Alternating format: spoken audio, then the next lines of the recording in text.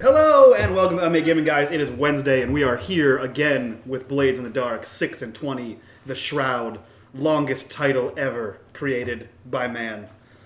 Yeah, that's it. Guys, this is the penultimate episode. This is the second penultimate episode, and it's the 100th time I've been able to say penultimate this week, which is great because it's a word you don't ever get to use. So yeah, I'm excited for the penultimate use of this word. Nope, I'm going to use it several more times. Cool, and with that, let's jump into some introductions here and meet who the hell we're playing with. So we'll jump over to Johnny, our wonderful dungeon master or dungeon mistress, whichever he's feeling today. Johnny, who are you? What are you doing here? And why should anybody care? I'm admiring your echoey voice. It's so large and echoey. Thank you. I am Johnny. I am the GM for 6 and 20, the collaboration across a couple channels, doing this crazy game called Blades in the Dark. Yeah, that's me, and I'm actually kind of looking forward to find out what the hell you guys actually do today, because next week is our season finale, and I'm very curious to see how all things shape up. I'm curious to see what we're doing today, too. Yeah. Because I didn't plan for any of it. Also, I'm curious to see if I can reduce the shine on my forehead. What am I, a beacon of the sun? Jesus Christ. Speaking of beacons of the sun, Lisa, who are you? What are you doing here? And why should anybody care? I am Lisa Lee, and I am a voice actor, and I am playing a Whisper here on Blades in the Dark. There we and go. I also want to know what the hell we are doing here today. We got some stuff to clear up. We got some stuff to plan and tea to drink. That's true. And I am now 67% less shiny, which is great. You are. Fantastic. Someone who is 67% more red, Axmas Ginger Ninja, who are you? What are you doing here? And how many goldfish do you have stuffed in your mouth right now? All of them? A lot. A few. Not Okay. all of them. Not yet. Mystery surprise ending. Let's see if I can finish back by the end of the game. All right. Do you I'm win this thing? sunburned. Stop judging me. Do you win a prize? If you Self-hatred. Okay, cool. Loaf. I'm Exorcist Ginger Ninja. I run a first-person shooter type channel. Been doing a few more horror games, things like that recently. And I'm also here for 2 days a week. What day is it? Today's Wednesday. Tuesdays and Wednesdays. Nailed it. 10 out of 10. I'm gonna mute my mic and go back to eating goldfish. You do just that. And last but not least, the human goldfish himself, Slade, aka Crit Dice Gaming. Who are you? What are you doing here? And why should anybody care? So what's up? I'm Slade. I'm a plonker and number weighing here on Twitch. You can see me do absolute belly and things, and yes, I can't wait to see how we balls it up today. I only got one of those words. Good. Because Hands got away. Me too. it's All of them, it's but why? It's the tip of a penis. It's his PG balance. Johnny, don't come at me with my introductions. Look at that, Why? 50 followers just Why? then. Come at him, Belland. Oh, he's gonna come out of his bell end, that's for sure. Oh. I think I just spit a piece of Hands goldfish on my desk. I'm glad. I'm glad. Awesome. Yeah, so with those wonderful introductions out of the way, yeah, that's it. Guys, a quick reminder, if you guys are interested in donating to help me get my ass to TwitchCon and get Johnny off my ass, you can type in !blades in the chat. Blades? I think. !blades in the chat, and you should be able to see all the new unique donations just for Blades in the Dark. You can also see the bottom left, right, and center there, all of our micro goals, !goals in the chat. We'll show you what those do. Every time we hit those, everyone gains one position on the screen here, and you can hit those by helping us get our retweets, follows, and subscribers up. Looks like my bot is dead, so I'm going to go restart him real quick. And while I I'm was doing just about that, to say that. and while Save I'm doing the that, boat. Johnny, what the hell are we doing today? We're going immediately into the latter half of downtime. You better come back real quick, though, because I want you guys to actually explain the complicated score that you guys had last week. The reason I say I want you to explain is because there were some serious levels of, like, layered shit going on, and, like, there was some discussion even afterwards, like, there was 3 or 4 different factions involved. There was some confusion or some misdirection, and so I want you guys to explain how it all fell out, because it was pretty entertaining to watch back when I took a look back at the video, because it all started with you guys getting some information about some Leviathan blood from the Foghounds, specifically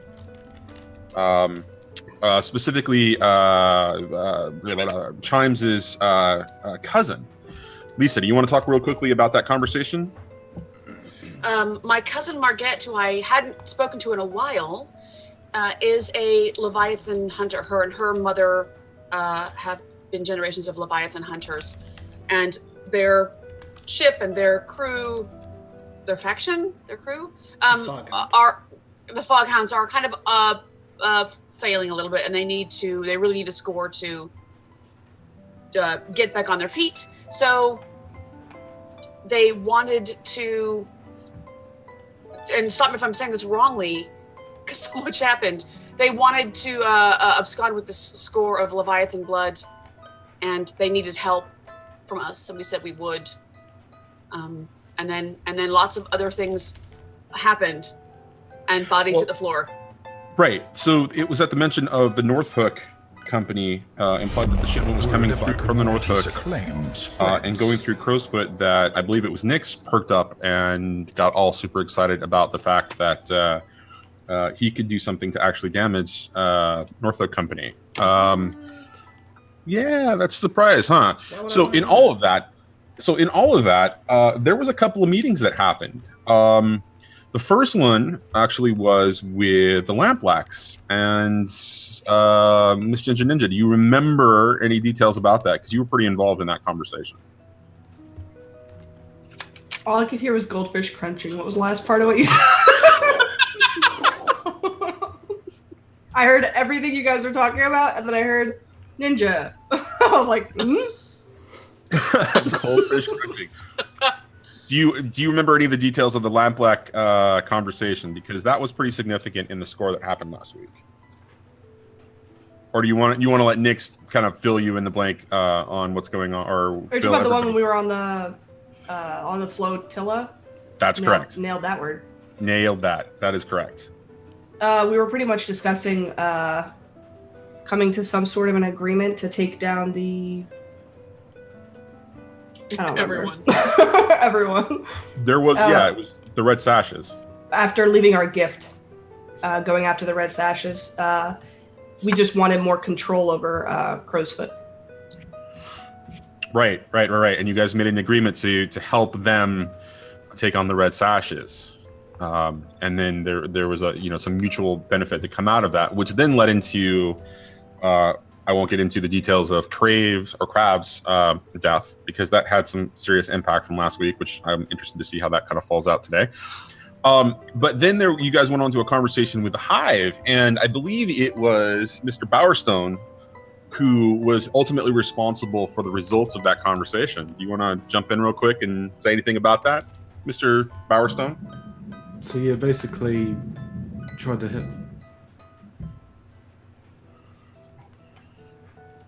Thunder. I think my wood has arrived. It's just being dumped all outside.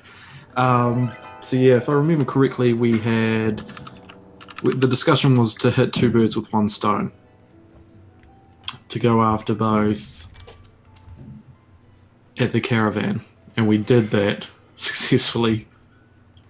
Right. So the agreement was to my recollection and notes, the agreement was making sure that the Hive had influence over Crowsfoot. That didn't matter who was in control, and that you guys would be the faction or crew that would be organizing and engineering all of that. Yeah. At which time, you all decided to successfully accomplish this. It was a crazy series of events that happened last week. Nyx, do you want to talk a little bit about what actually happened? Yeah, so you ever hear of a tree cake?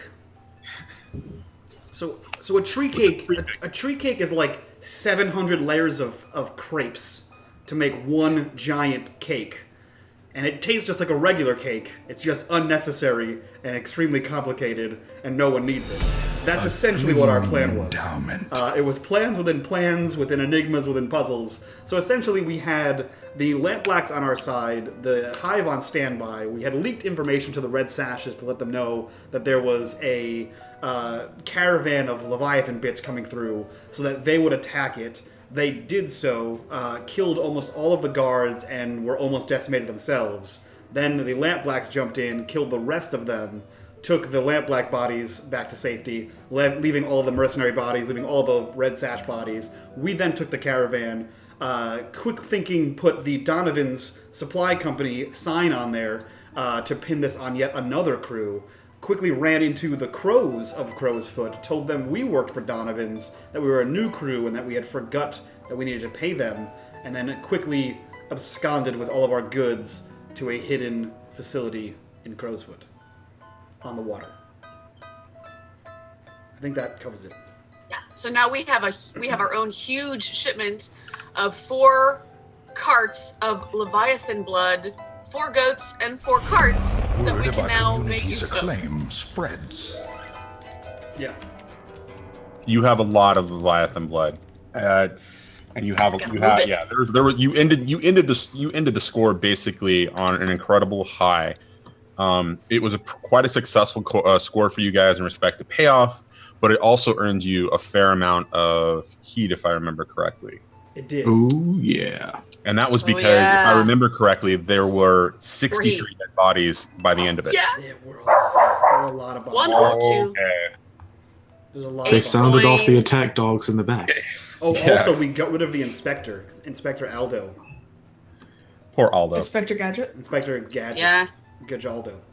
He was... Poor Aldo. yeah, he was one of the people that fell by the wayside. Poor guy. I'm not sure what happened to him. Okay, so with that all in mind, we got into a little bit of the downtime activities, but we basically finished after heat and then did XP. So we're going to jump right into entanglements, which begs the initial question. Great. Who's that knocking at the door? There's It's somebody me. at my door. Hold Who's on. deaf? Shoot at me. Plug the giveaway, man. I'll be right back. New phone, who it is? Yeah, speaking of giveaway, guys, if you do, I figured out my commands because I fucked them all up. So exclamation point Blades in the chat will show you to our giveaway link. We are currently doing a free giveaway for the Blades in the Dark book. You have to click a bunch of buttons. It's free. You click the buttons. You can follow me. You can follow Johnny. You can follow Speedy on YouTube, Twitch, Twitter, all the fancy social medias, and you get entered to win a free book, which is pretty cool. We're also, hot little exclusives, shh, don't tell Speedy. We're also going to be doing a giveaway next season. So get your hot little fingers ready, because I think, and I'm just going to spoil it, because why the fuck not? It's going to be art-based. So guys, get your art ready. Get your hot little doodlers going. Absolutely. Yeah, Sorry, guys, that was... hot little doodlers. Make that trending. I think it already trends at the wrong people. I think, Nope. I think Make you gotta. taking it back. We're taking Is that it back. livejasmine.com, Hot Little Doodlers? livejasmine.com/hotlittledoodlers. You can find Slade, aka Quick Dice Gaming, there after the stream. He's just got a huge load I've of got wood. And I all believe sorts his of counterpart on doodlers, the other team, wood. which is Doodle me like one of your Alderman. French girls.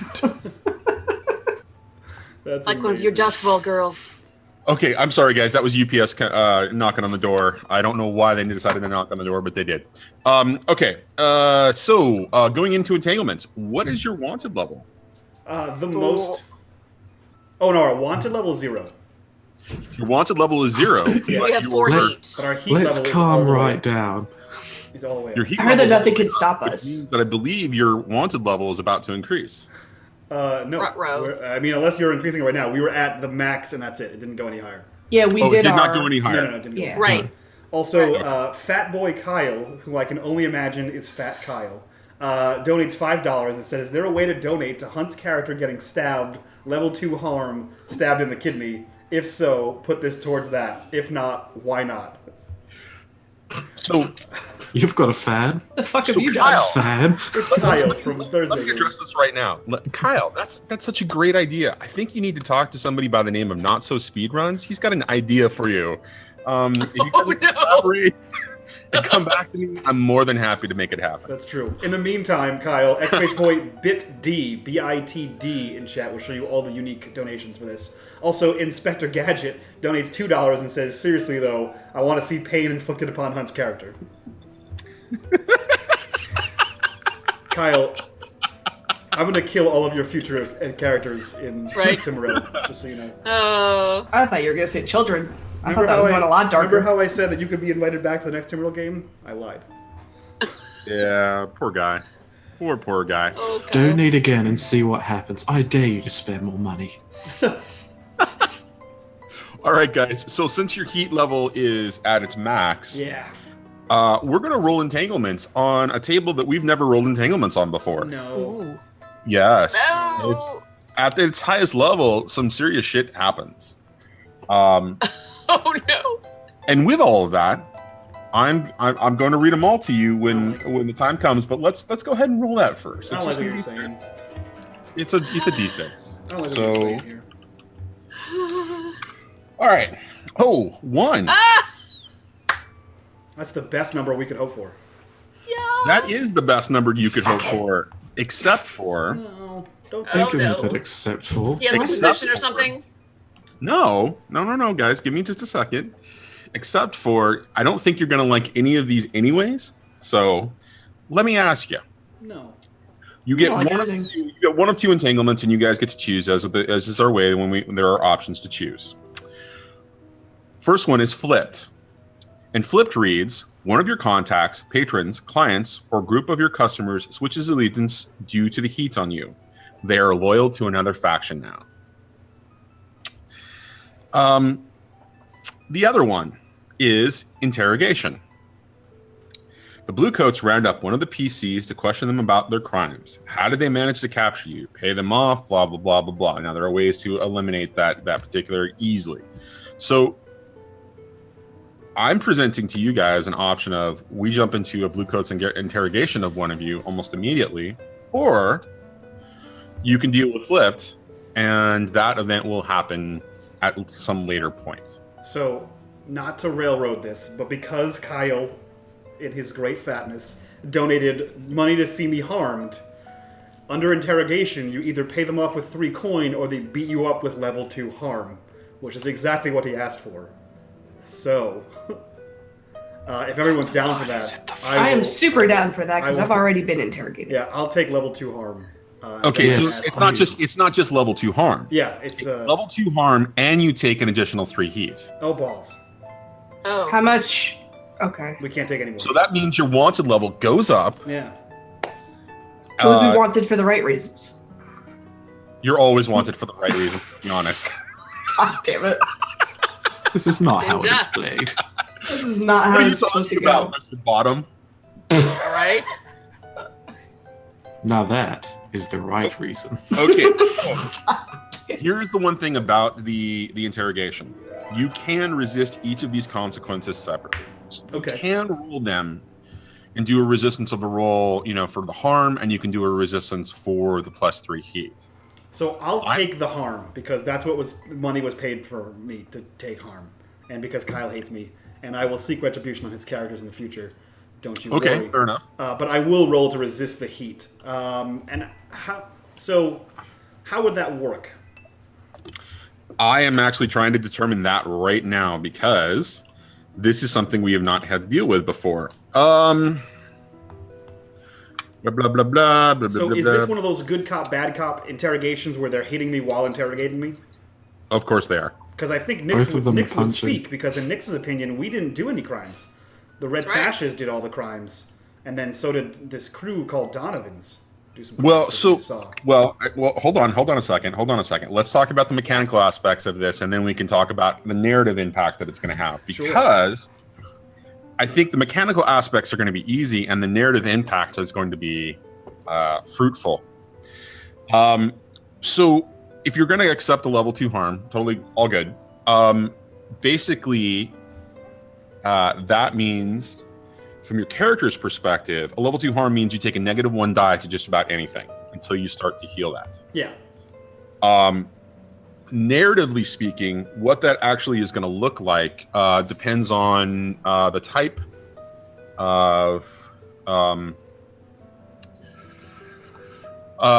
of beating that you think you're going to take. Is it going to be the kind of thing that's going to be physical harm completely, or are they going to basically sweat you out and do psychological things to you as well, like keep you up for 2 days straight, and basically torture you in the same way that you like to torture other people? Well, that's the thing is I like to torture people by physical pain. So, but Well, it's sure, but it's keeping them also a alive little is- bit how I get my rocks off.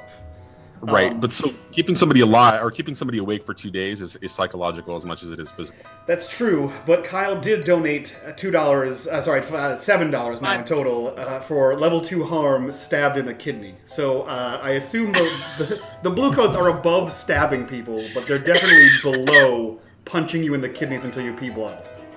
So Yeah, you that's are a punching the sad kidneys. beginning. Have you seen Casino Royale? Yeah. Yeah. The torture scene in that. That is what I am picturing. All the time. Do you have an orange handy, Slade? Because I'd like to. Orange If you've got an orange handy. An orange. Yeah. No. Okay, so on your character sheet, then take a level 2 harm and let's call it badly beaten, because it's not broken bones or anything else like that, but it's to the point where it's adversely affecting. Call you just essentially black and blue or bloody or however you want to describe it, but just kind of note it on your character sheet. Gotcha. All right. Now for resisting the look white. For resisting the heat level, how do you want to go about doing that? Do you want to go about doing that by actually telling them a bunch of really interesting information? Yes. And so in what way are you doing that? Are you just spilling the beans, or are you trying to actually take some sort of activity? Like, are you trying to sway them in a particular way? Are you basically just taking the beating and then just spitting out information, just kind of dealing it out bit by bit? And the reason I'm asking is trying to figure out what's going to be the right way for you to actually resist this, whether it's going to be like a prowess or a resolve. Yeah, so I would be trying to convince them. So, like, I would say a sway would be what my goal would be. In that, I've had several conversations with the Bluecoats, and I have a friend in the Bluecoats as well. So it's no surprise that I have the homeless network. It's kind of a known thing. Like, I'm known amongst the homeless. So the fact that I have information on other people, that's literally his whole market scheme, is that he has information that he shouldn't have, and that's why the Bluecoats know of him, I would assume. So while getting a beating, he would be trying to spin it like, his homeless network, told him about things that people were trying to pin jobs on him, but it was actually these people. He would mention that someone tried to send an Inspector Aldo on them, but I think Aldo might have been involved with what was happening with the Red Sashes. The Red Sashes were involved. I think the owner of the Vale might be in league with the Red Sashes. The Red Sashes attacked North Hook, and he's just kind of pinning it all on the Red Sashes. And giving, like I said, even what's his name? I forget his name. The Naga guy. He's even Valaris. He's even putting like information that's completely unnecessary. Like, Valaris might be in league with the Red Sashes. I'm not sure. That's what I've heard. Do we know about Valaris? Yes. Yeah, we confirmed I thought that didn't happen. We confirmed That meeting did not happen. But we that meeting, confirmed, none of that ever happened. right, but we confirmed the knowledge that he works with the Red Sashes. You guys did do that. Yeah. You don't know that he's a Naga. Okay. So he would tell him that, I think the owner of the Vale might be working with the Red Sashes. The Red Sashes, I think their warehouse blew up. I think they're trying to get revenge. It's known that there's a turf war. They're trying to take over Crow's Foot. All this kind of stuff. All right. So why don't you go ahead and roll us a resolve then? Okay. And let's see what the result of that is. I can do just that. So resolve should be... Do you have any positions to use? No, it's not. There's it's going to be straight up because it's I'm it's gonna keep asking. So I don't have any bonus dice. Do you want to take bonus? I mean, do you want to push yourself or take a double? I can't push myself. I guess I can push myself, but I'd be real dangerous. I only have 2 more stress that I can take. Well, remember, you only have 2 more stress that you can take? Yeah. So 3 stress will put me over into trauma. So I have 2 blank pips. Well, you're about to go into downtime. Okay. So you can think about it that way, or you can take the doubles. I'll do that. I'll push myself for 1 bonus. Okay. Die. How about a crit, Johnny? What does that do? Does 2 6s, is that good? Is it like is it the best you can do? What does that do for you? Okay. So for a success, I would say that completely eliminates negates the +3 heat, which means that you guys are still at maximum.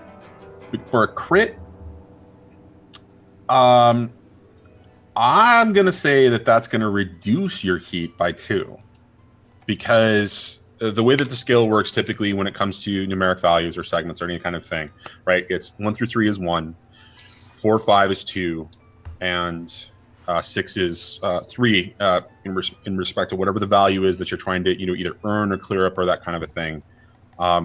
In this particular case with a crit, you eliminate all the heat from that entanglement, plus we're going to drop you 2, so you're going to go -2 heat. So you should be 2 from maximum now.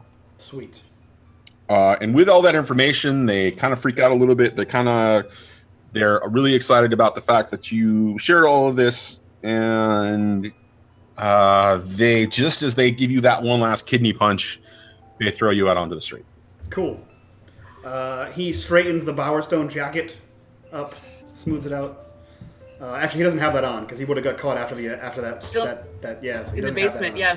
Yep. So yeah, he straightens up, he fixes himself up, and he begins to limp back to, I assume, Eden. Okay.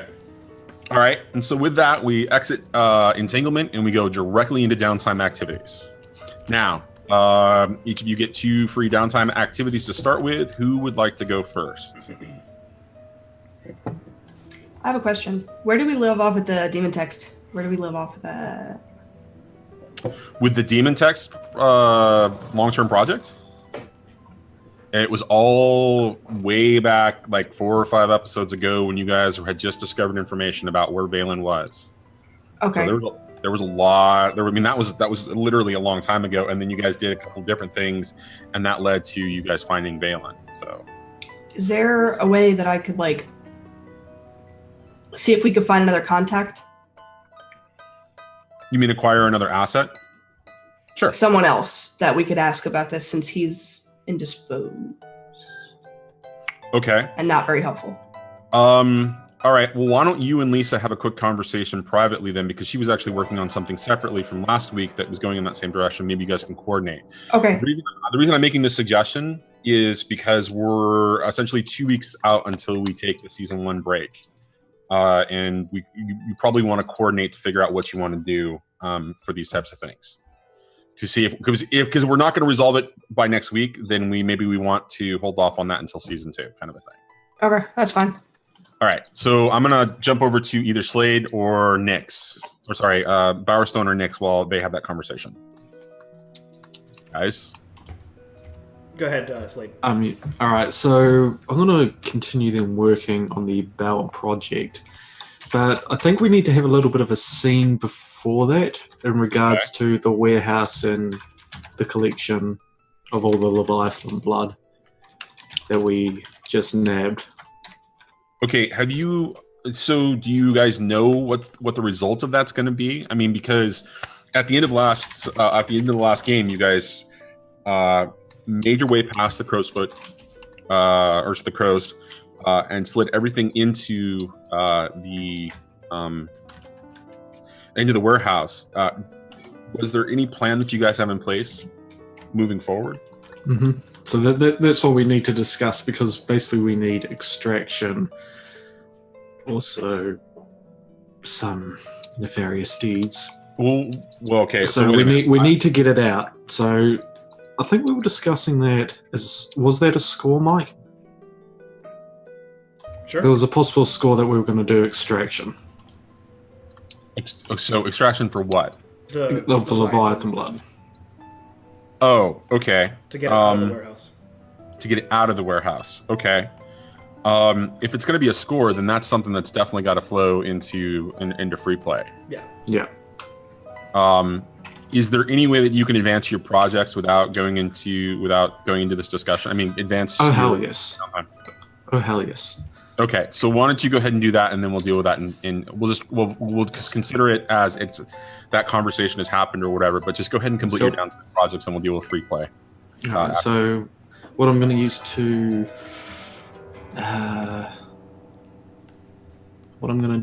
progress that is I'm going to use Tinker again. Okay. Let's see how it goes. And remember, position. So 4 and a 5. Okay. All right. So absolutely, that moves 2 segments on the progress clock.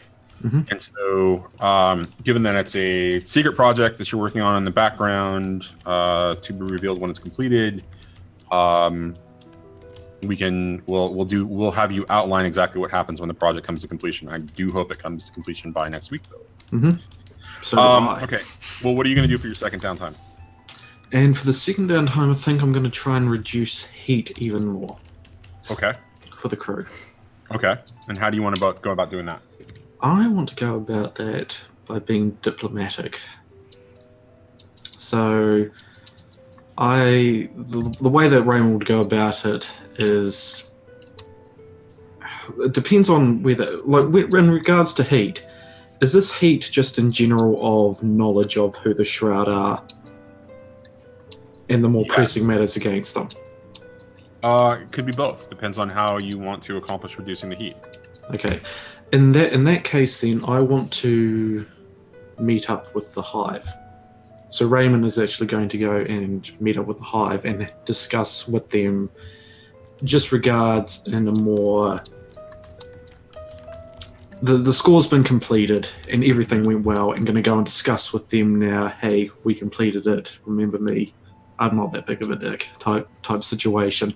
So in that discussion as well, it goes about of who Reymond is and their projects that are to come, and any way around that they can help assist us in getting things off our back.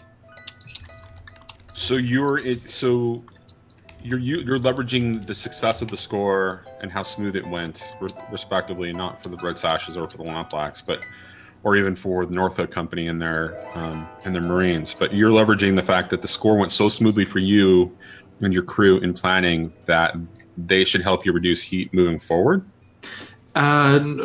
Sort of, not so aggressively, but in the same aspect of, have we proven ourselves enough now for you guys to realize we're actually not kidding around and we're a good ally? Okay, so it's some kind of conversation regardless. Yeah. Okay, so reducing heat is based on an action of some kind. Mm-hmm. Which do you think applies most to this particular? I think sway. Okay. All right. And I agree. So with sway, yeah, it'll be again position and effect are not going to have a factor. That's cool. It's really all about that and your extra die. Let me just check once again what we've got in store. I've got 5 positions, so I'm going to use one of those to give myself an extra die there. 2. Wait a minute, you have to use 2 of those. Sorry, 2. Yep. Okay, so you're going to use 3 points left. Die, or sorry, your extra position in order to increase a die. All right, fair enough.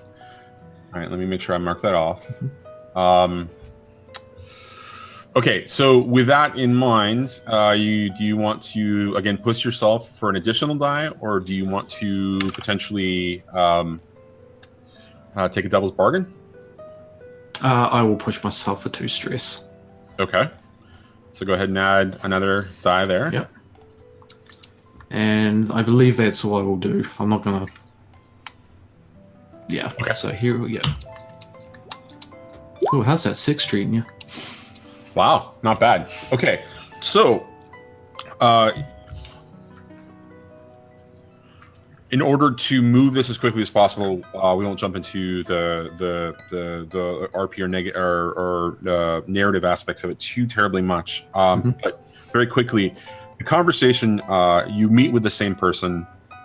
He's actually quite impressed with what happened. Looks forward to the next meeting that you call and is happy to begin the process of smoothing things out, so for you all. And with that, you reduce the crew's heat by 3. Cool. So nice job. Okay, Lisa, Lauren, are you guys ready yet, or should I jump on to Mike? Okay, should I go to Mike? You meant what you said. You can do both. Y'all can do whatever y'all want with that. I'm ready. Okay, go ahead. I would like to. First, I hope that we have discarded the signs on the way back from our score off of the carts. So the carts are still in the warehouse.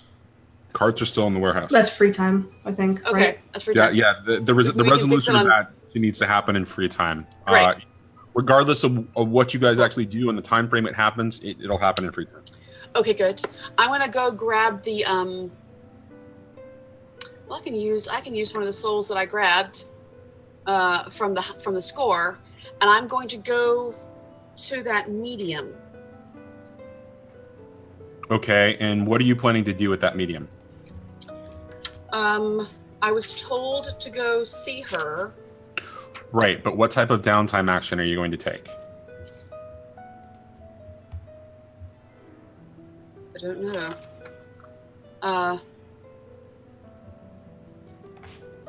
That was information gathering. So information gathering typically That happens replay? in free time. You can. All right. So I'm gonna need to. You can advance one of your projects, your long-term projects, by visiting that medium. But it's advancing a long-term project is what the downtime action would be. So you can either advance the long-term project, or you can wait till free time, or free play. Sorry. The demonology one, right? So what is your goal with talking to the medium? Right. That's what I'm trying to get to. My goal talking to the medium is to find out more about the Codex Umbra, and maybe see about demonology and missing demonologists. So you could pick one of the two long-term projects. One's demonology, one's demon text, and you could do that. Technically, demonology would be the people, and demon text would be the book. Technically, you have two downtime actions. You could do both of them. Just two separate roles. Right, and it would advance those clocks. It's two separate narrative actions or narrative aspects too. Do you have stress? Okay, I do have stress. So one of my downtime actions will be relieving stress. Okay. Let me do the demon text halfway done. Demon text. Yeah, it's halfway done. Okay. All right. So last time the demon text project was worked on, it was specifically related to information about the disappearance of Valen and where he might be. And Valen was your target for helping you decipher the demon text after talking to, I can't remember that was like episode 1 or episode 2, the individual in the Vale. He had pointed you in that direction, and you guys acquired more information about Valen, and then subsequently you guys found him being held supposedly by the Red Sashes. Right. So the ultimate goal, if I remember correctly, with the demon text long-term project was to decipher the text in the Codex Umbra. Right. Okay, so how do you want to advance that specifically? Do you want to visit the medium, or do you want to try and take some other path? Because last time you went for a long-term project of studying generally demonology, and you spent a good fair amount of time with Skurlock having that initial discussion. Right. I would like to go see the medium. Okay. With that soul. Okay, so what specifically are you trying to accomplish from this conversation? Like, what, I mean, the idea is to advance your long-term project towards the demon text, but how are you going to approach it? So I understand how to frame this. I'm gonna bring her a sketch and the soul that I took for the instructions.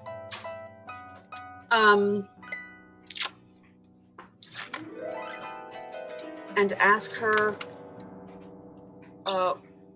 what it means and where it's from, and if she has any information on that book. Okay, wait a minute. So let me. So it's you're going to follow the Duskwall Spectral Society's instructions to provide her with payment and ask her about the scribbled text, the copy text. Yeah. And the Codex, and any information generally about the Codex Umbra. Yeah. Okay. Okay. All right. So, Levra, that's her name. Yes, and Levra is in Silk Shore. She happens to be an incredibly popular medium who likes to receive payment in souls. Yes. Okay, so with all of that in mind, I really, really want to RP this, but I think that to expedite things a little bit, I'm going to just No worries. have you figure out what the right way to, or what the right role is for this, because there needs to be a role associated with it. Okay.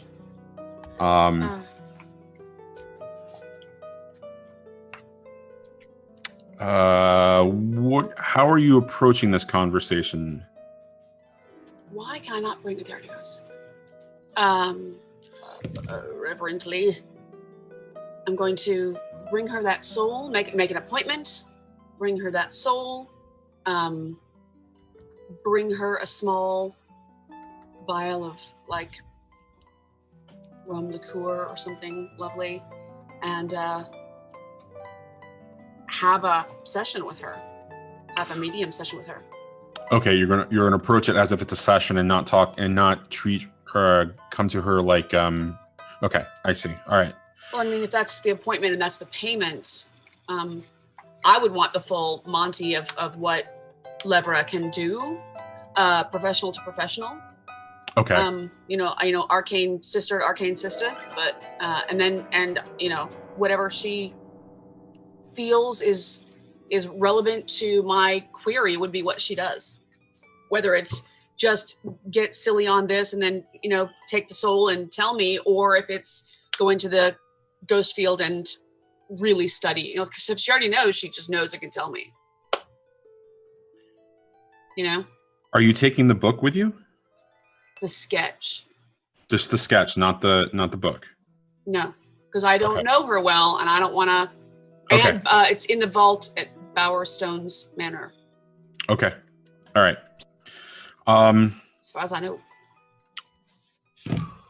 It sounds to me like it could be one of a couple of things. I think attune makes the most sense to me from an action roll perspective to advance this.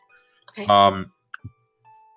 But it also could be sway or even consort, depending upon what you feel is like the appropriate action to take.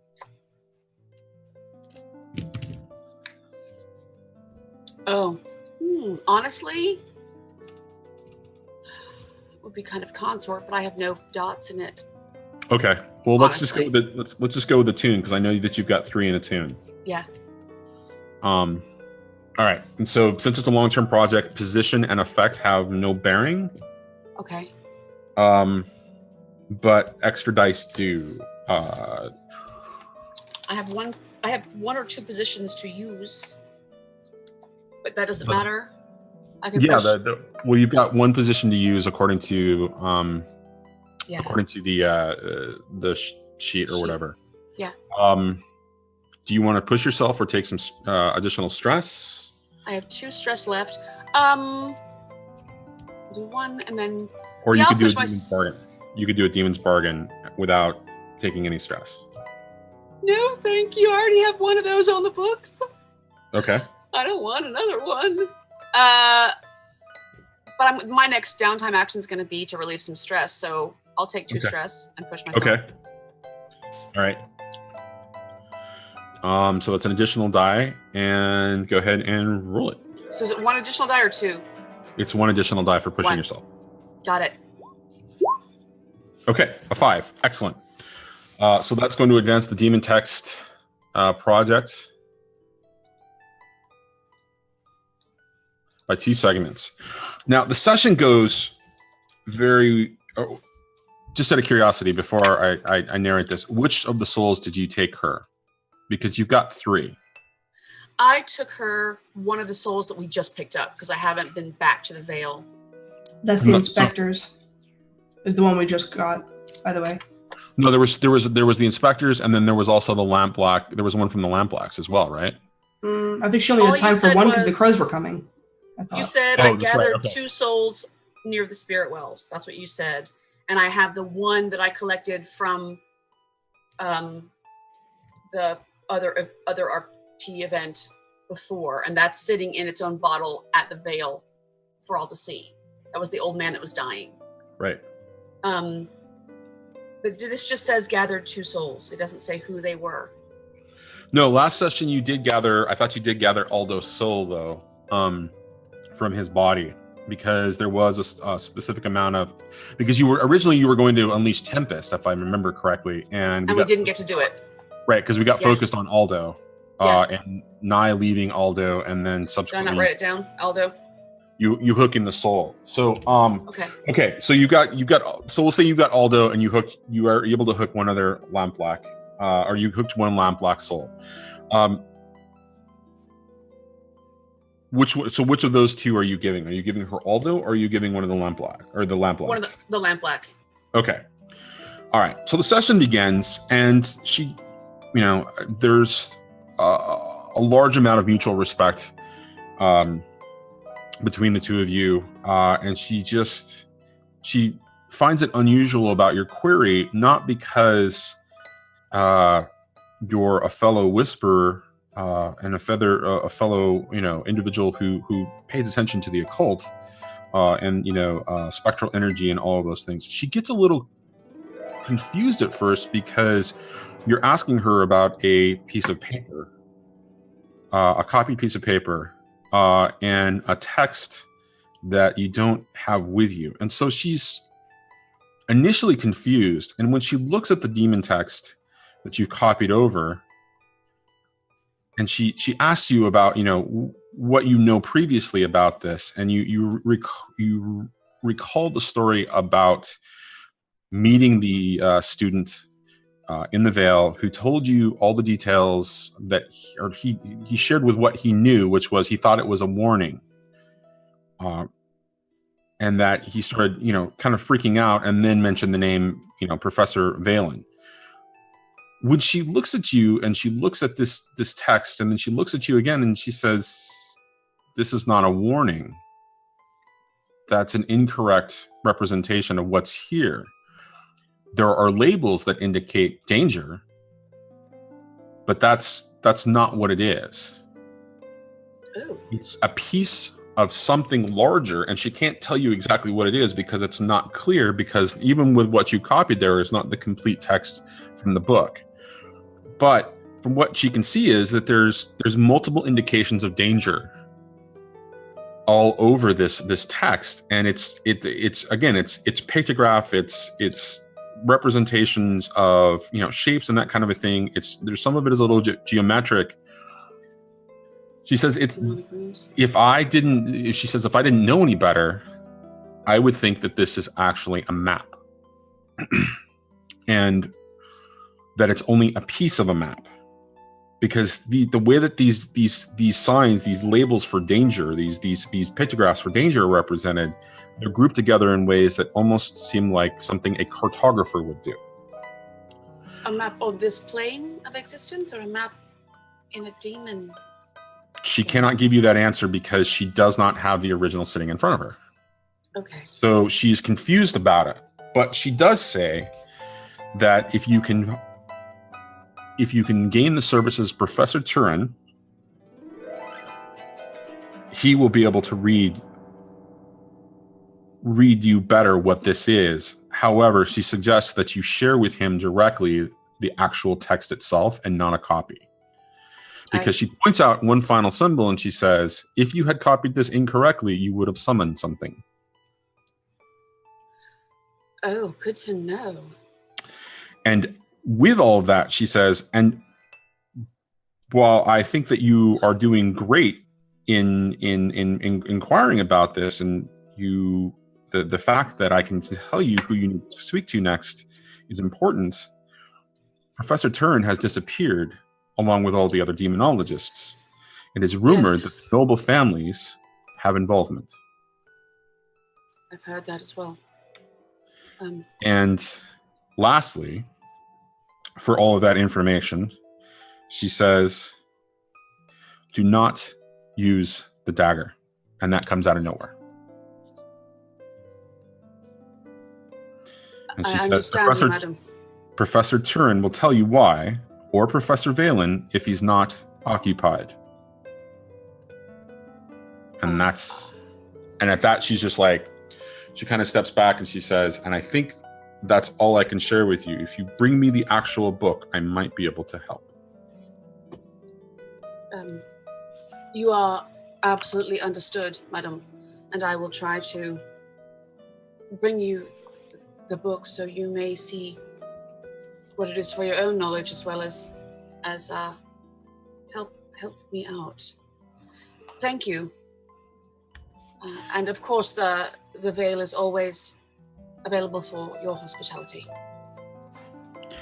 And she thanks you and immediately steps out of the room, just leaving you kind of sitting there in her sitting room, and you hear her having a conversation. It's kind of whispered, but you hear the word Spirit Warden. Okay. And that's it. Okay. I will. So she basically just did exactly what you expected her to do in respect to the spirit, which is hand it off. So fantastic. That's good to know. Good to know. So I'm not beholden. Fantastic. Mm-hmm. Right. Fantastic. Okay. So you're more than likely going to complete the next time you work on this project, whether you get in contact with Professor Turin or not. So yeah, the resolution is going to be interesting on this one when you guys actually get what we're going to. So I'm kind of excited about that because this has been long-standing. This has been there since almost episode 1. Yes, and it weaves into so many other questions that I have about different NPCs and scenarios and situations. All right, cool. Right. All right, so on to your second downtime action. I'm going to go relieve my stress. Okay. So go ahead and indulge your vice on your character sheet.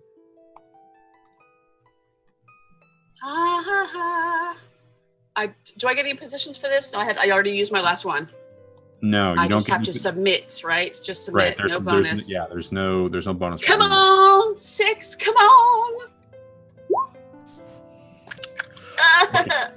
Okay, so you relieve 3 stress from your vice. Or so you taking your vice, you relieve 3 stress. Is there any narrative that goes along with that, or is it the same thing that you did last time? No, I'm going to go to Ankayat Park, and I'm going to go arcane that kite sailing. I'm just going to completely jump off a building. Okay. All right. I'm so confused. That is not Go where I thought that was going. I'm going to go spark flying. That's awesome. It actually is really cool. The description in the book is fantastic, actually, about that. Okay, so do you want to push yourself for another downtime action? Or sorry, not push yourself. Do you want to spend rep or coin for another downtime action? If I do, we'll do it later, so it's not the Lisa show in the beginning. Okay, that means we're on to either OC or next. Who's next, guys? I'm ready. Okay. So, my first downtime action, I'm going to be trying to acquire an asset for the group.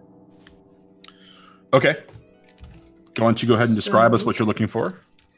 I'd like to think since we were going through and meeting with all these groups, I would have spoken to some of the girls that I trust at a few of my establishments and just kind of said, keep an eye out for any high-ranking officials from any of these groups or any talk about it or anything like that. Okay. Given that, I've been telling people, hey, just go to one of our establishments every time we meet someone. So I'm specifically looking for a foghound higher up. Someone who would have a little bit of pull if any of them have visited any of the establishments. Okay.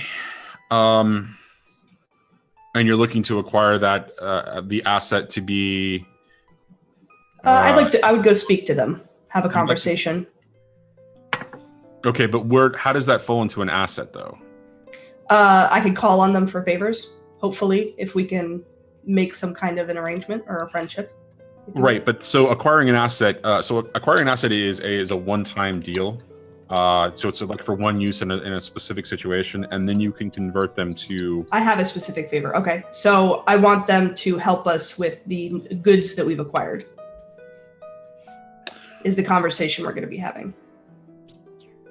Okay, so there are 4 types of assets that you can acquire, which is an item, a cohort, a vehicle, or a service. So this could fall under service, which means handling the goods themselves, or as a cohort, which would then make the Foghounds essentially your cohort asset for that particular, I guess, use. Which do you think this really falls under? Probably a service to help us move the Leviathan during the score that we're going to do later.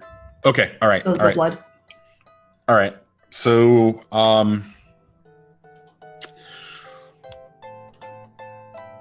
to determine this, you're going to use your crew's quality, or your crew's tier, to roll for the dice, and then we'll do the narrative aspect of that in just a second.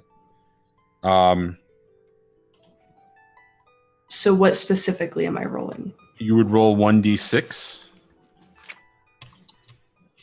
which is your crew's tier. Can I push myself? And Sure, if you want to add additional die, you can definitely do that. so 2d6. Okay. Does anyone not have a lot of stress? And I do not have a lot of stress now. Can I help?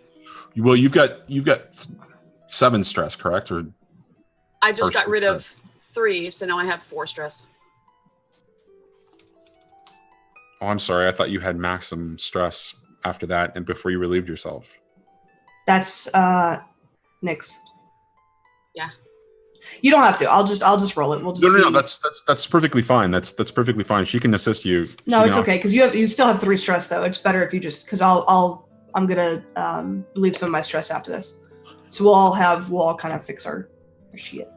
Okay. That's right. I do need 2 more stress on this. It's to push myself is 2 stress, right? Yeah. Yes. Okay, So I'm don't gonna worry add 2 about more that. stress. So I have 3 stress left free, and I'm still cool if you need my help. No, it's all right. Don't worry about it. I'm gonna push myself. So Okay. that goes there.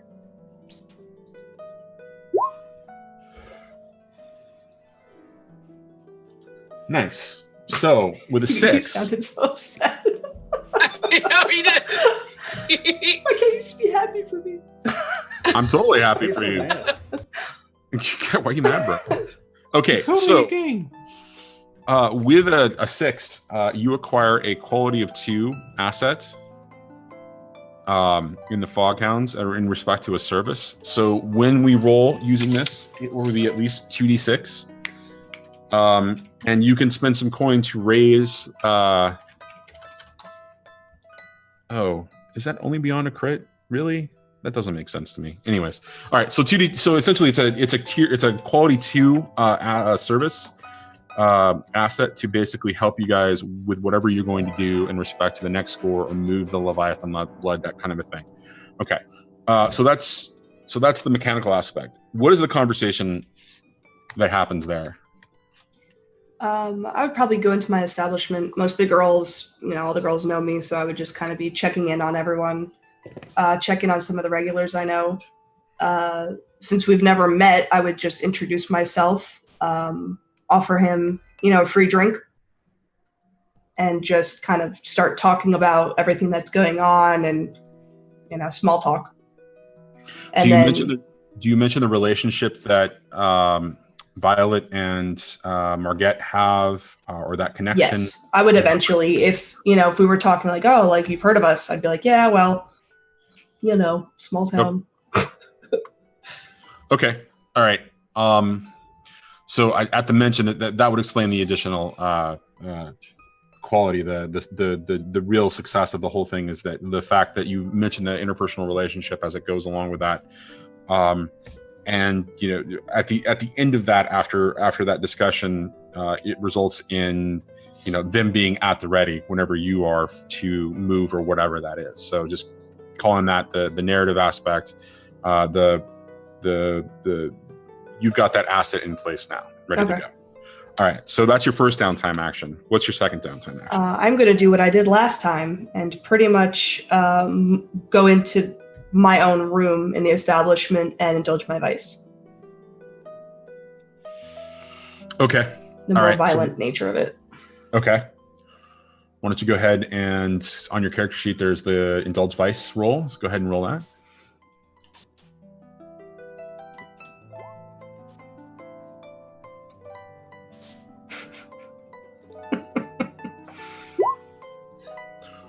Wow. I can't use my crit, can I? In this case, yeah, I'm going to say it's okay for you to use your crit because it's not an engagement roll or a fortune roll. So, Okay, I would like to use one of my crits. So does that mean I have no stress? what is it? A 1d, 2d6. So technically, crit. Not 2d6. What is it? A crit would mean, let's see. So 6 would clear 6 vice. A crit, I believe, would clear 7 or more. Hold on just a second. Let me double check that. Okay. How much stress do you have right now? 8.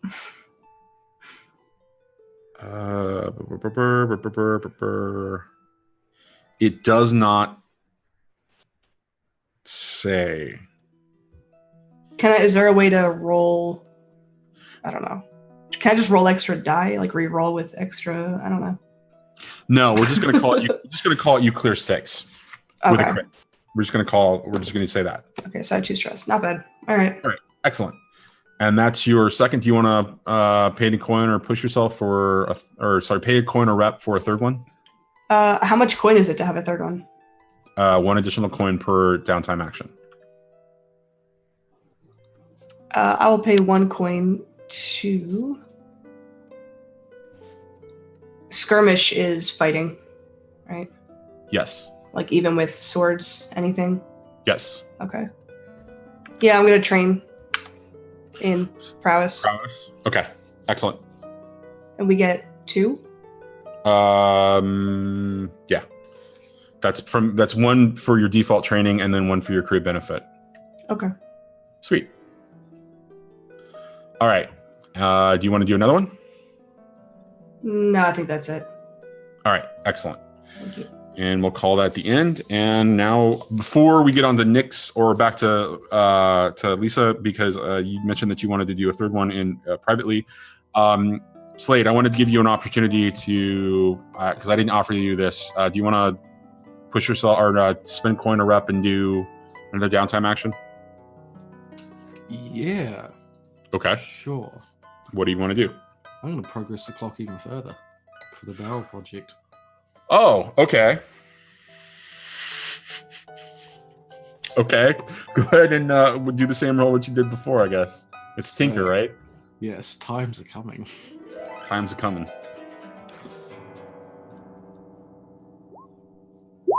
Jesus. Are you sure you didn't want to spend, Shh. This is happening. Let it happen.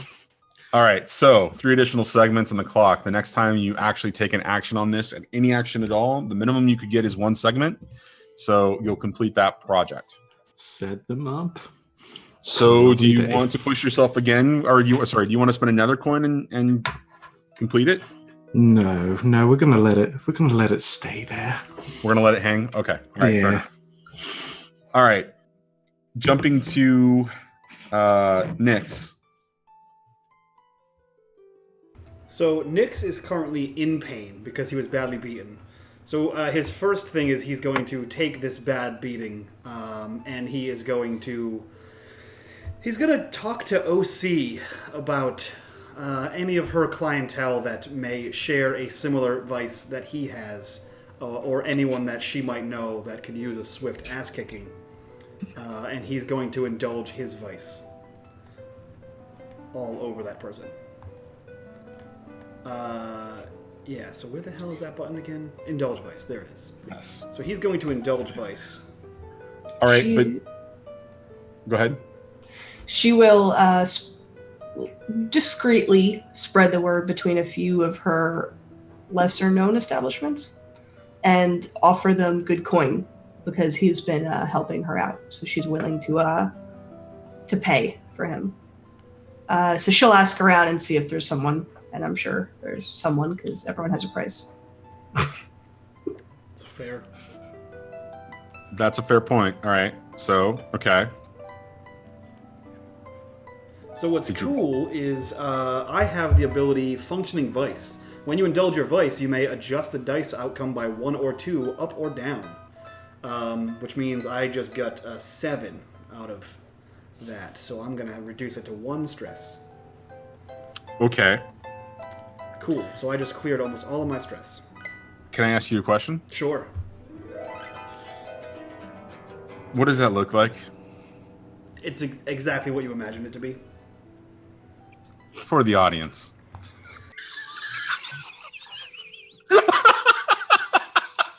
Seriously, come on. So, Give me a picture. so is the person a male or a female?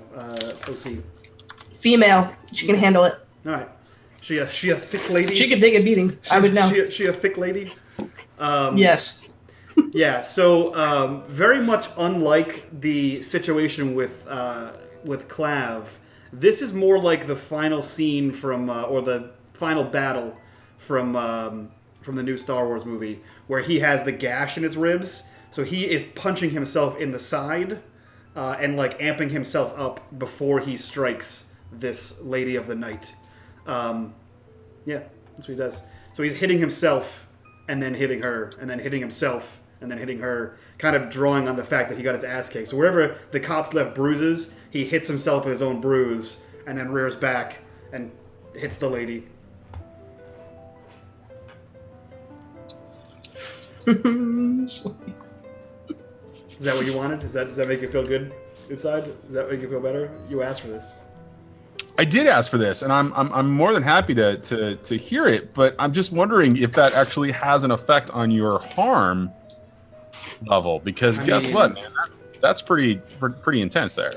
I mean, you know, it's like when you get a bruise and you can't help but poke it. Just more aggressive. Do people do that? Yeah, do people do that? I come out with bruises all the time, and I don't come around and poke myself. Don't people do that? But you have a medical condition. Let's be honest. Yes, so that gives me all the more opportunity to poke myself. Wait, don't people do that? Do you like to do it yourself? Okay, You got a big trunk. So I put my bike in it. Okay. Gross, but also let's move on to downtime action number 2. All right. Yeah, that's it. Far less awful, trust me. So we don't have any physicers that we know, correct? Any healers? One of you may have a contact that might be a physiker, right? I mean, I'm sure when the girls get roughed up. Exactly. Well, Between the Vale and OC's. Well, All you have to do is walk upstairs. Has to be an actual contact like, on your I mean, friends like- list. I Yeah, have your Alfred. I mean, between Slade, who is Bowerstone's friend or rival? His friend or rival.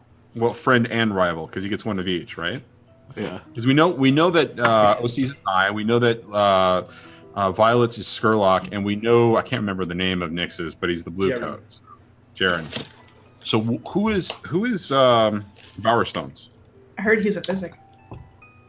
Yeah, I'm wondering if that's the case. I mean, I Yeah. think that's why I'm asking. I mean, because- well, before, on his own, he needed someone to patch him up, so he had his trustly, friendly butler, Jonathan. Slade, it's a thing on your character sheet, man. You're real assholes. Which one am I reading? It's below resolve. Should say Here it shrewd is. friends. One has a red up arrow, one has a black down arrow.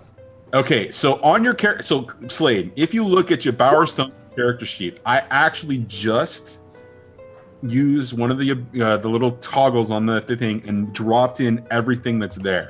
And guess there it what? is. There is a sawtooth psychic or physiker on your thing. And given your friends or your rivals or What whatever. am I looking at?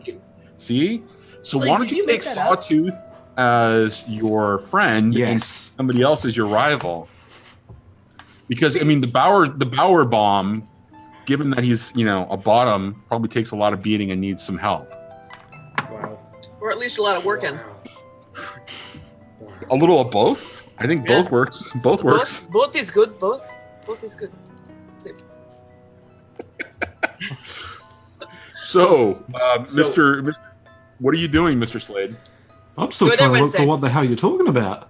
Sly friends under bonus die, under resolve, under prowess, under insight. On the right side of your character sheet. There it is. Sly. I see it now. Hello. It's been there for 9 weeks. Holy how! I have You thought we were friends just making. apparently. Did you think I made Nye up the name? No, I didn't know you made her up, but at the same There's a time, reason that both OC and Ari, know of Nye, right? I mean, or and they have different impacts, Except right? her friend's dead. I mean, full disclosure to the audience, I have no idea what the fuck I'm doing. So Nyx comes to Bowerstone At and least asks. you were honest. So Nyx comes to Bowerstone and asks if he knows anyone that could heal some wounds, given that he is Bowerbomb. Yes, I have many friends. Do you? Exactly one. Do Many. you though? One many friends. One many friends. Yeah. So since it's a person and not a party member, I think Johnny, you have to roll the recovery roll. I believe That is correct. And I am looking at the details of that right now. There isn't a quality associated with this particular person. So I'm going to make it like a fortune roll. Isn't it crew plus something? Because they Not according to this. Okay. Well, not according to this. I like the idea of treating it like it's a cohort. Or like an asset. Yeah. Where did I see that? Somewhere. Don't know where. Well, you can acquire it as an asset, but it's not indicated because it's his contact. Mm-hmm. It's not indicated because there's no affiliation. Yeah. there's no quality there that we can immediately grab for or whatever. Gotcha. So I'm just gonna say it's 2d6, just because I'm gonna be nice. Sure. Give me the opportunity for a crit. It's about time. Is that his actual name? What? Yeah, Sawtooth is his actual name. You know It's what? crazy what you find when you read the book. I'll say. You know I what's- think I want What's to find really it. amazing is that Slade, if you were really smart, right now you'd pay him back. You would pay Nyx back for stealing your jacket. Do you know Those how you clothes should make pay him him walk back? out of naked. You have a crit fail on the books. Mm-hmm. He has to use it. Okay, you're right. You're absolutely right. So I'll roll 2d6. Sorry, He can't give away his net one. Are you sure about that? Yes. Audience. I made the What rules. does the audience I'm want? positive. You didn't. All right. What? So, Nyx, I'm sorry to say, on your healing clock, Bullshit. you progress it by 1. Okay. Cool. Do you want to use your additional I'm a cool spider downtime action and try it again? You know what? I do want to use my additional I'm a cool spider move. Okay, let's do it again. Spider Nyx. Spider Nyx. Oh, crit. Cool. Thanks.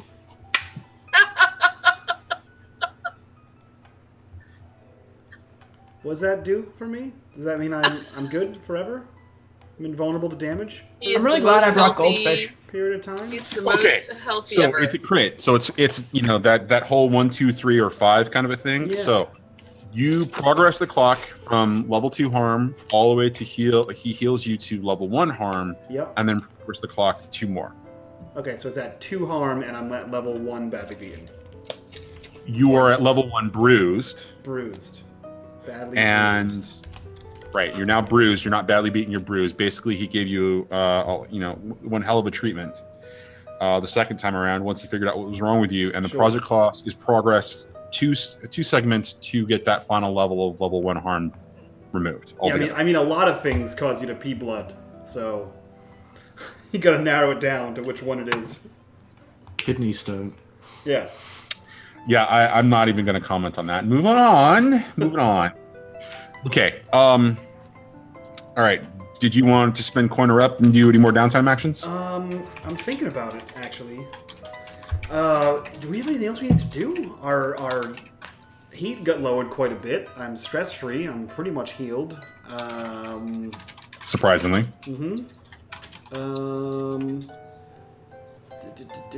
No, I can't. What do we have for long-term projects?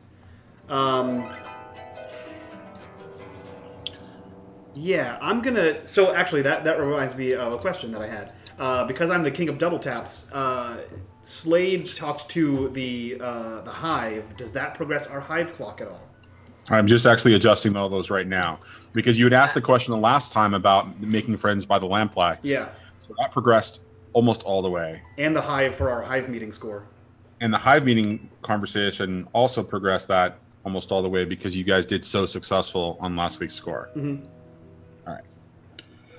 Okay. Now, does Bowerstone's conversation with the hive today affect that at all? OB Hive? Who the hell wrote that? Yeah. Two people are taking credit there. Someone's getting it. I did. You did Making Get Friends by outta the here. Lampblacks. I thought that one was yours. No? He did both. No. I think the Making Friends by the Lampblacks was actually, I don't remember. It was Anyway, it's named incorrectly. It's supposed to be Building a Bridge to Friendship by the Lampblacks, by the way. I did not remember that. So, does Slade's interaction with the hive today advance that clock at all? No, because you guys received a heat benefit from it. Okay, cool. Then he is going to reach out to the Lampblacks and work To that. the Lampblacks or the? I'm sorry, hive? to the hive, and work that little thing there. All right. How are you going to advance this clock? So he is going to call on.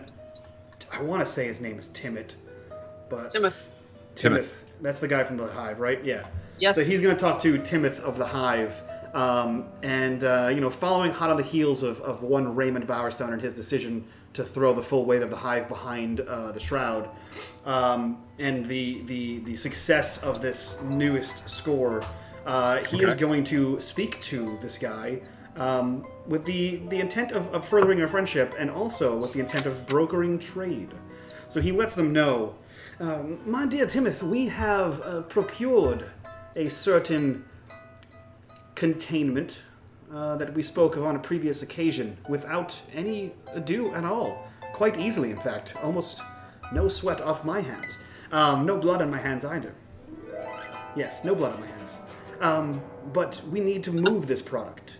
And who best but the League of the Greatest Merchants in all of Duskwall, nay, all of the Empire. Can you help us? Are you consorting with him or are you swaying him? I'm going to sway him.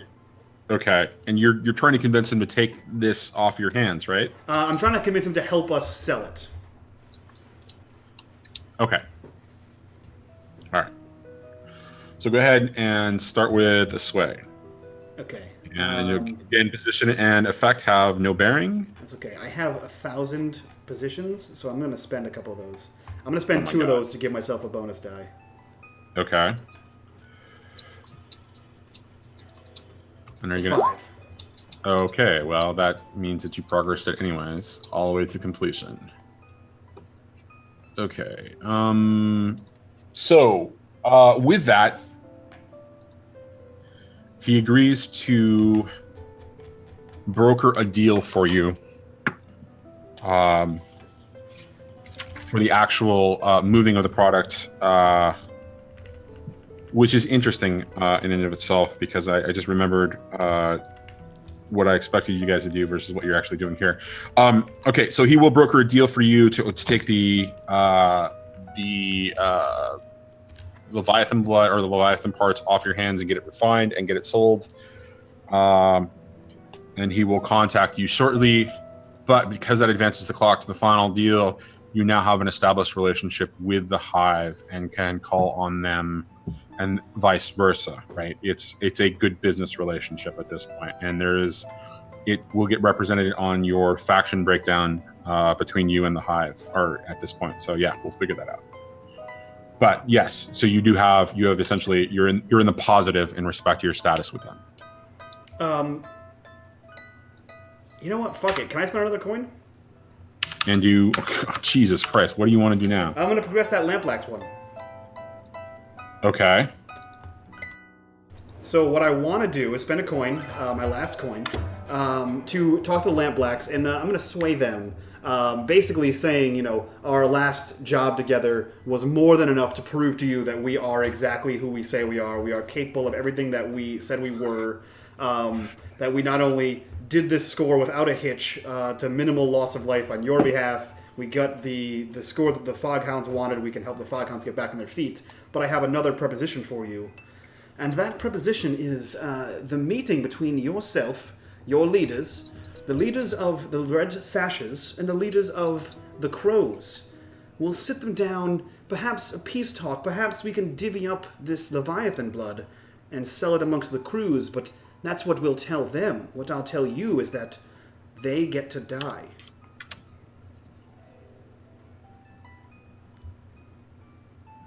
Roll it. Roll it. I'm going to spend 2 more position, too. Yeah. Do you also want a devil's bargain, or you want to push yourself? You know what? I have a free devil's bargain, I think. You do have a free devil's I'm bargain. going to take a free, no-cost devil's bargain. On top of the 2 additional position? 4, yeah. On top of the 1 position, yeah. So a devil's bargain plus 1 position. Wow. Okay. You rolled that really fast. Hold on a second. All right. So, yes. Given the circumstances, the conversation goes better than expected. Again, you were honest with them about the circumstances around the score, about the situation that you would find yourself in, they would find themselves in the score. The information you had about the red sashes and the shipment was correct. They are incredibly excited to work with you. You were also in the positive with them on the status sheet in respect to the lampblacks. They have one request, though, that once this project sees its fruition, where they're in control of Crow's Foot, they want you to stop meddling. In Crow's Foot? In Crow's Foot. That is the complication that comes off of this particular role. Sure. They are asking you to stop manipulating Crow's Foot and let their control stand once you help them get there. Can't hear you. That was the plan all along. Right. Okay. So that project also goes to fruition. You now are in positive status with both the Hive and the Lampblacks. I'm going to ask you some questions about the details of that meeting that you're going to try to set up in free play. But I want to give Lisa a chance to come back and end it with her final or any additional downtime actions you wanted to take, because you wanted to spend some coin, right? I just wanted to spend coin and trade in prowess. That's all. Okay. All right. So go ahead and spend the 1 coin, and then you get 2 in prowess. 2 XP in prowess. Excellent. Did it. Okay, cool. Thanks. You got it. All right. Now, free play. There's a couple things that happened in downtime that kind of need to get sort of resolved in free play. One of them is the proposition that Nick's just put on the table with the Lampblacks. Another one is the circumstances around moving the blood and the asset that OC acquired.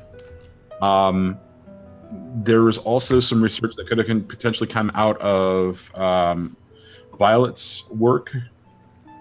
And then there's just Reymond advancing secret projects and reducing heat. So what do you guys want to do? What do you want to deal with?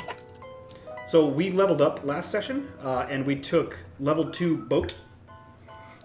So we have an armored transport ship. Transport ship? Yeah, a boat, a barge, Okay. I believe is what it's. I'll double check what exactly it is. Crew upgrades. Okay. So boathouse. You have a boat, a dock on the waterway, and a small shack to store boating supplies. A second upgrade improves the boat with armor and more cargo capacity. Okay. So you tell me, is this enough cargo capacity to store the goods from the heist? I'm going to say yes. Okay. Because it was 4 carts full, but the carts, yes. I'm just going to say a default yes. So then you also had said last session that the warehouse that Bowerstone had procured was in the Crow's territory on the water. That's correct. With easy access for you to move the gear, all the Leviathan blood onto the water. Yep. Onto the barge. And now we have an asset who is a smuggler boatman, right, from OC. Right. Somebody inside of the Foghounds who can help you move that cargo. So, All right. not to steal a phrase from Johnny, but it sounds like we have a score. So how is this a score? I believe the score is called Extraction, if I'm not mistaken. I could be mistaken. It could not be called that. If I can find what goddamn page scores are on. No, you're not allowed to. Okay. You know, It is 133 in the PDF. yeah, it's called... Transport? Transport. That's the one. Yep. Thanks. All right, so you were transporting it where? From the warehouse to the hive? Okay. So Okay. You're the gonna transport it to the hive. Everyone else on the team input? I was thinking Eden. Okay. Eden is not on the water, though. No, it's not on the water, but you know, It's it's not water. we can make multiple shipments. Postage and handling. Can you put the map back up? you got it. Hold on just a second. Sorry. No, it's all good. Let it go. Your Show me Bottom's warehouse. There right we go. there is where the warehouse is. Cool. Right on the corner. And where's our thingy? Our Eden? Eden is somewhere up here, if I remember the general discussion. That's weird because I thought it was right there. Really? There's 2 parks over here. Are you sure it's not over there? I mean, it could also be, you know, over here. Well, there's a park over here. Let's check. Yeah. You guys are All right. having way too much fun with this. Way too much fun. It could still be on the water. Well, technically, yeah. I mean, if you got the trail there going up, start at Tangletown to the Iron Hot Prison, take a left, take a right. Just for your awareness, your barge is definitely going to be able to fit down any of the major waterways that you see on here, because those waterways are huge. Blow it But up! No, just Between Crow's Foot and Silkshore, that's actually a river size. Like, we're talking Yeah. probably a quarter of a mile between those 2 locations. how So big is my boat? it's not your boat; it's everybody's boat. The Oh, company boat. It's not Bower Boat, okay? We haven't named it yet. Oh no! Oh no! it's just we're just gonna call it the bottom. It's called, And the, remember orange, it. it's called the Orange Crusher. There you go. I like that. Everything that's happening. Sorry, I'm so sorry. I'm sorry. Something just happened off screen that I just. Wow. I'll That's have. what Sherman- happens when you fidget spin too much. No. I'm sorry. Something just happened off screen that just I caught Fidget my eye. I apologize. All right, guys, bringing it all back in. The boat can go pretty much anywhere in all the waterways. In all the waterways, including the In rivers? all the waterways. Including these tiny rivers? Yes. So those are still like large canals, right? They're Okay. not they're not like the small narrow stuff that you would see Like the waterways in Lauderdale. Like the International Waterway and all the right. Where I'm not familiar with that actually. You lost me. So like Venice. Yep. Sorry. Oh, You like, lost okay. me at water. So like Venice. Wait, Italy. don't hobbits have water? No. If you've seen The Lord of the Rings, more than anything, it's just a stream. They have There's a small lot of stream that waterfalls. goes over Hobbiton. Speaking of That's streams, Riverdale. watch me out. Oh no. Here we go. He would still see it though on his adventures. So like Venice then. Yes. And bigger. Venice is a little narrow. I think. Except for the big avenues. Anyway. But Venice is, I think, in a lot of ways, like all the little waterways and stuff that are kind of located all around Dusk Bowl are very much like Venice, and there are big waterways, like that are like the major intersections in Venice. If you think of that as the example, then that is exactly what's going on here, at least in my mind. Cool. So I marked Eden on the map. Now there's an actual location. Is So- Venice the place in Italy? Yes. Wow. I From- know from where I Assassin's am. Creed. Thank you. No problem. Got you, buddy. Thank you. Get out. So, do we want to bring it to Eden with who's there? Who's hanging out in the? I mean, In the basement. Okay, well, wait a minute. that's That is a great opportunity to segue to something real quick. no. Do you Look want what I to got. go directly? Do you directly want to go into the score, or do you want some information popping up incoming in your direction? Oh yeah, we always want information. Okay. It's literally our job description. Okay. Rook Network gets in touch with you. Oh, do they? What do they tell me? Yeah, they get in touch with you. They've got some really interesting information. It would appear the occupants of Donovan's have taken quite a keen interest and are talking to the homeless network inside of Night Market, inside of your turf. Also, they were followed, making their way towards Six Towers. And with all of that, they were paying pretty close attention to the neighborhood right around Eden. I'm sorry, who is this again?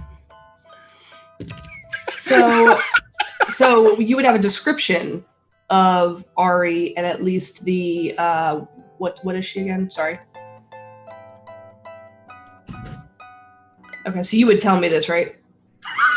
I'm assuming. I'm sorry, I just saw what Trindane called the boat in chat. I apologize. Yes, the boatum. So, Nice, Trindane. Motorboatum? Motorboatum. So with those bits of information, there's a couple other things that are coming up. The courier, the network of couriers that was being reported to you as being, fast and furious between all of the noble houses. Yes. Although that messaging that's going on, that's all stopped. The messaging between the noble houses has stopped. There's no more couriers flying back and forth. And then the one other thing is that the North Hook Company is really pissed at the circumstances around the score, and they're out for blood. They're putting a call out for as many mercenaries as possible because their Marines, their contingent of armed personnel, apparently is not enough for them. Maybe the bandits shouldn't have made off with signs on their car. Do you tell this to everyone? You are muted, Sunshine.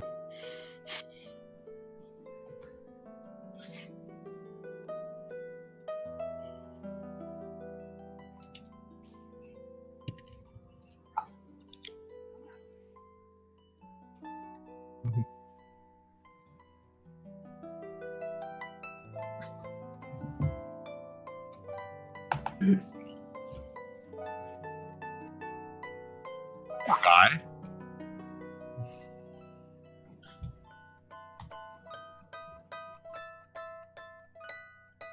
Aye.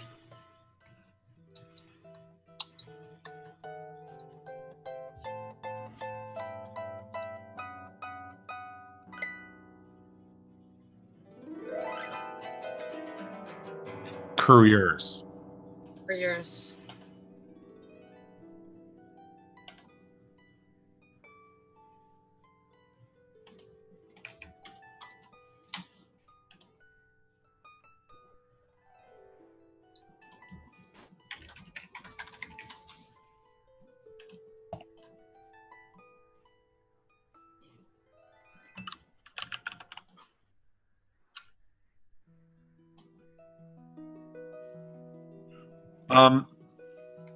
It sounds like, okay, hold on a second, guys. It sounds like you're muted on the stream.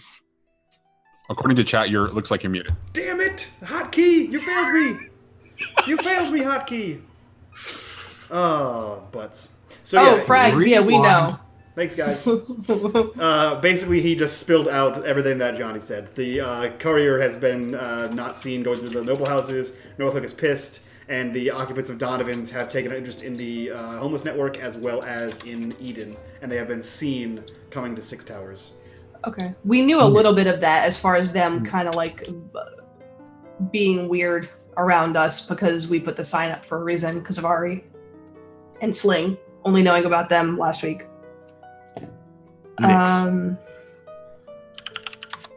So... All right. Right. So Raymond's going to look thoroughly in thought and just look up to Nix. Yes. Remind me again why we're having this tiff with these Donovan people. Oh, we're not having a tiff. I believe that one of their members hates OC with a passion of some kind. It's really quite adorable. Yeah, it's cute. And the Sling Girl, she could be an asset, I think. She's just looking into some homeless activities, something we share a passion for, helping the homeless. The other three, I don't know who they are. One is a elder Scovelin man who seems inept in most things. I believe he carries a sword. One is a balding Eruvian man. I think he might be the shopkeep. He doesn't seem all too harmful at all. I believe he might be an invalid. But he does run the store.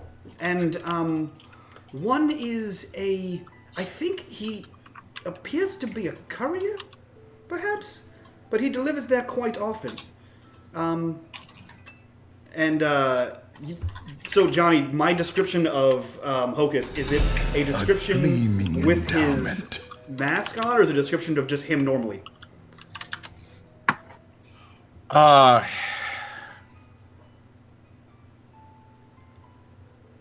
So this would be the first. So you would know about the courier that goes back and forth into Donovan's. Mm-hmm. Well, what is? So I got a description of everybody. What was the description of Hocus? Right, but so you would get a description of Hocus in his garb. In his courier garb.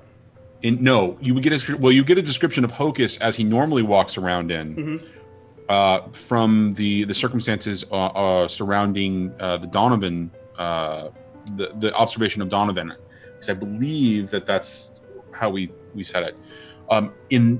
When they started moving around Eden, and they all moved out very quickly from Donovan's during all this flurry of last activity and this report that you're getting, Hocus wouldn't have looked like Hocus. Mm. He would not be in his courier garb. He would be in his whisper garb, which means got robes on and a mask. So he would look like somebody completely different. So he would say, yes, there seems to be a courier that takes quite a fashion with delivering things there. Only courier I've seen go to Donovan's. And there was a new player most recently, I've heard, when they were approaching us in Six Towers. A man in robes. He wore a... what do you call the mask you wear every once in a while?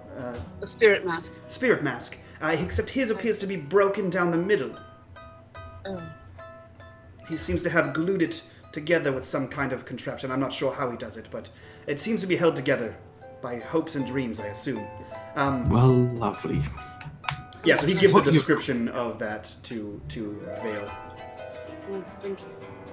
So what we've got is some other people sniffing around us because you two haven't sorted it out yet. Oh, to be fair, I did drop a corpse on their door. And we did pose as them when we stole the Leviathan blood.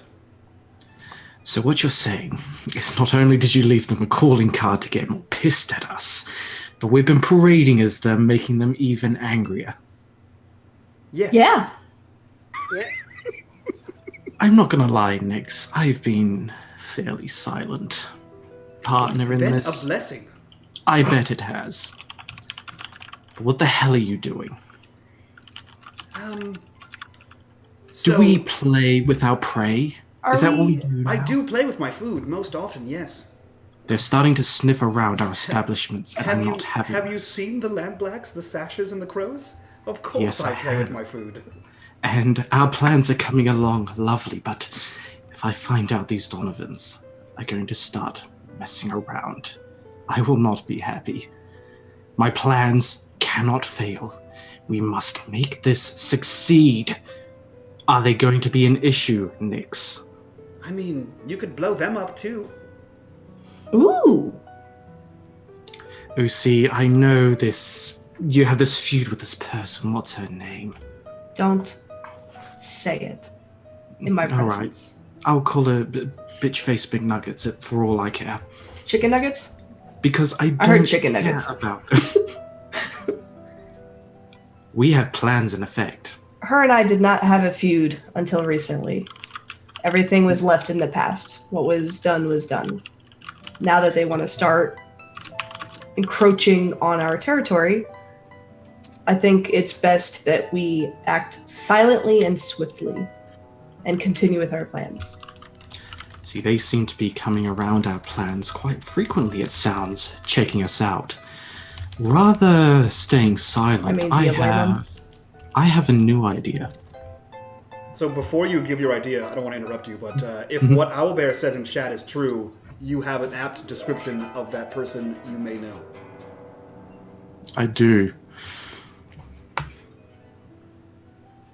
So he does detail what everyone looks like. Yeah. And in fact, I may know one of these people. If it is who I think it is, he's helped me quite a few times, but nonetheless, the plan for us must stick. And I think I want to meet them. Were we not going to be hosting something for Eden? Oh yes, a gala. Then I think it's time we stop this dance in the shadows and extend an invitation for them. I can invite my friends. Yes, you can. We can invite all our friends. Well, We're not here to I kill have them. We need to give this to the Sling Woman. And he holds up a pamphlet with like an envelope, all with like a stamp on it and everything, all fancy. And what is that? A wax seal. Oh, it's a missive for her. Give it to her when she comes to the gala. Well, they're going to be here any day now. I believe they're looking for Eden. Then why don't we hold the gala at Eden?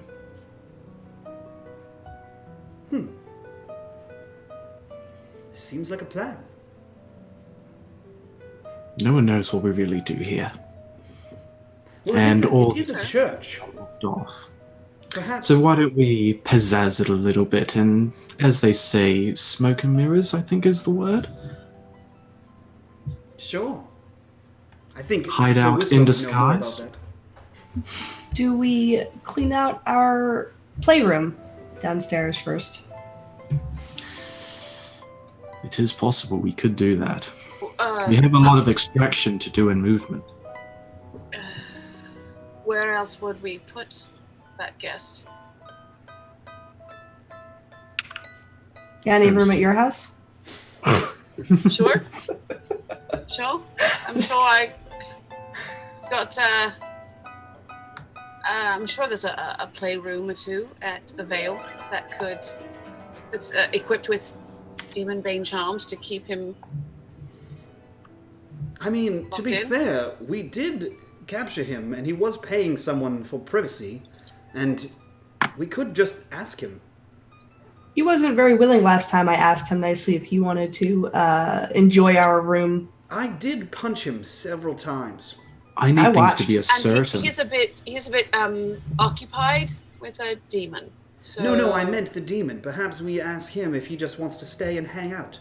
He was, after all, paying a man to hide him. He's even Sure. more hidden here. Hang Sure. out. So can you 100% tell me that this demon is not going to be an issue? No, but we can't kill him No. either. And from Yeah, what Vale said, he slipped his bonds quite easily, as if they weren't even there. Oh, wonderful.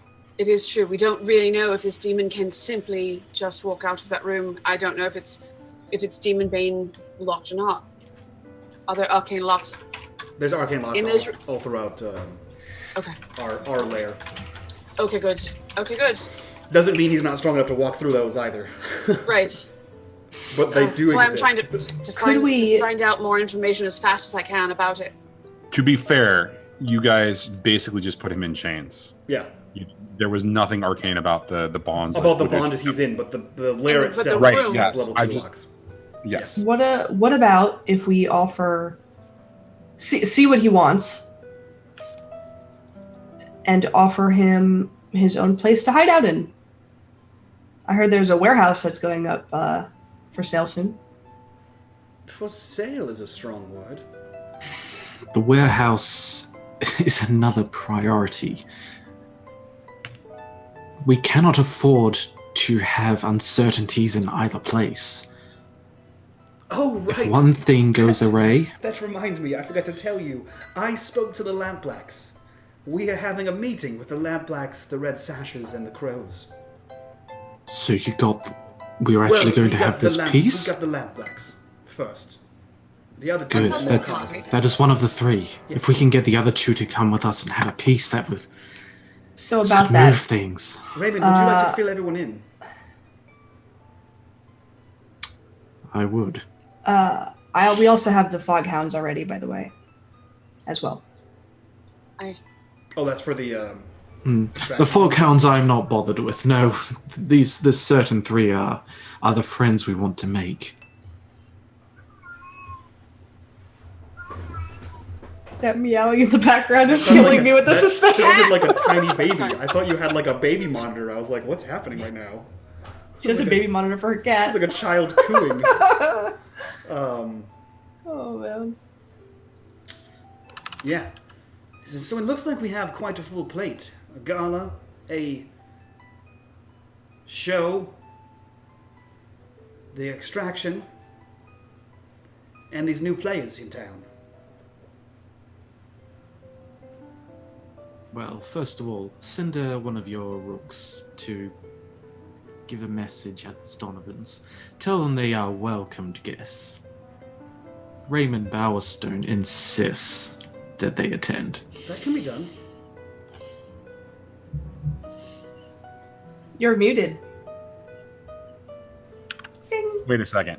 Did I just hear that correctly? You're providing an open invitation using your name? My name. Okay. To Donovan's. Okay. It is time for the cards to be laid on the table, Johnny. Okay. I'm just clarifying. I just want to make sure that the intent is clear. You Okay. can write them a nice note. That's right, Phantoms. Hand has been played. Yeah, so all this information has been shared to you, fine folk. OC, you are a fan of throwing some kind of party. If your enticement at the Red Sashes was any kind of indication, I'm sure your girls can dress up quite well. Perhaps you can be in charge of the gala. I would love to. I have a few guests I'd like to invite. Now, I have an idea. Go with me now. We have House Vale, an all but, pardon the uncouth, an all but fallen noble house. In the world of Leviathan hunters, you have none. And you yourself, Mr. Bowerstone, are in quite the same boat. Right, We've but never been. all the other noble houses have stayed afloat by literally staying afloat. Ooh. And Reymond, you find yourself... There's in a always similar- work for a whisper. That's true. Reymond, you find yourself in a similar lack of boat. Now, what if we take two noble houses, our friends the Hive, and the knowledge that Six Towers used to be the place to be, and we say, let's start with a religious revival. Oh, look at that, we're in a church. How quaint. Nix. Oh, you have a brilliant mind. There is no religion anymore. Oh, there's several. There's the whatever the fuck it's called. You know. I love it. Forgotten Gods. That is what it will be called. No, there's the Church of the Flesh or whatever the hell. There's like several churches. There's the Church of the Ecstasy of the Flesh. There's another one. Forgotten Gods. The Forgotten Gods. That's the occult one. The royal, isn't it the royal church, the royal religion, Johnny? Isn't that the Church of the Ecstasy of the Flesh? Yes. Yeah. So there are a The number official of... religion. Well, so the Church of the Ecstasy of the Flesh is the official religion. It's the one perpetrated by the state. But there are, charity organizations and pseudo-religious organizations. There's also a cult. So while the representation of church, in the traditional sense, is gone because death is no longer holds the same value, there are still religious organizations and occult organizations. Each forgotten god has its own, for lack of a better word, cult associated with it. But those are usually fractured and, have different interpretations even under the same forgotten god. So But you've got things like all the cults specifically for the Forgotten Gods. You've got the Weeping Lady, which is a pseudo religion almost, but it's more of a charity organization, but it falls under the guise of religion. The Circle you have of Flame, you have the Ecstasy. Right. You have the Path of Echoes. You have, in some circles, the Spirit Wardens. That one. Well, the Spirit Wardens are considered potentially a religious organization because of their devout and secretive nature. The Ministry of Preservation could even be considered a religion of sorts, but another religion of state kind of a thing. So. Doesn't the Ministry of Preservation aren't they in with the Church of the Ecstasy of the Flesh? Exactly. Yeah. Because both of those organizations are run by the Empire. They're state-run organizations. And She Who Whatever is one of the Forgotten Gods, so she'd be one of the She who slays in the dark. Yeah. In the there's a whole bunch of like Cthulian named things. The Slavering Darkness. But the official Church of the Empire is the Church of the Ecstasy of the Flesh. And I think... Which I have absolutely no love for. Yeah. I think that we talked to Timoth, and he mentioned something about the Hive not typically dealing with arcane stuff. They are not interested. They are not interested in spiritual at all. Yeah. They're all about the money. So they would be, for lack of a better word, they would be very much into the idea of the Church of the Ecstasy of the Flesh, because it's all about the physical right now, reality, not the spiritual. So it gives us a smokescreen, essentially. Mm-hmm. Exactly. And makes two noble houses look better because you're trying to elevate the once noble Six Towers. Well, and to be fair, you both, Lisa was just trying to chime in with this and to support Bowerstone. Both Vale and Bowerstone, as families, noble families, they were one of the few families that did not participate in Leviathan because they offered other services. Oh, so they are still the same status as the rest of the families? I thought. They're diminished status. Okay, that's what I meant.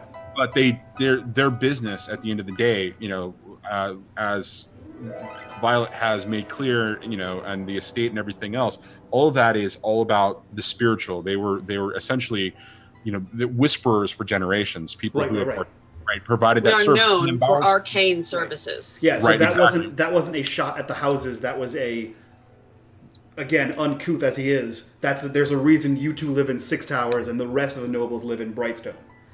We can make you like you live in Brightstone if we make Six Towers New Brightstone. That was kind of what he was going for. Right. Because Six Towers is like the old district slums now.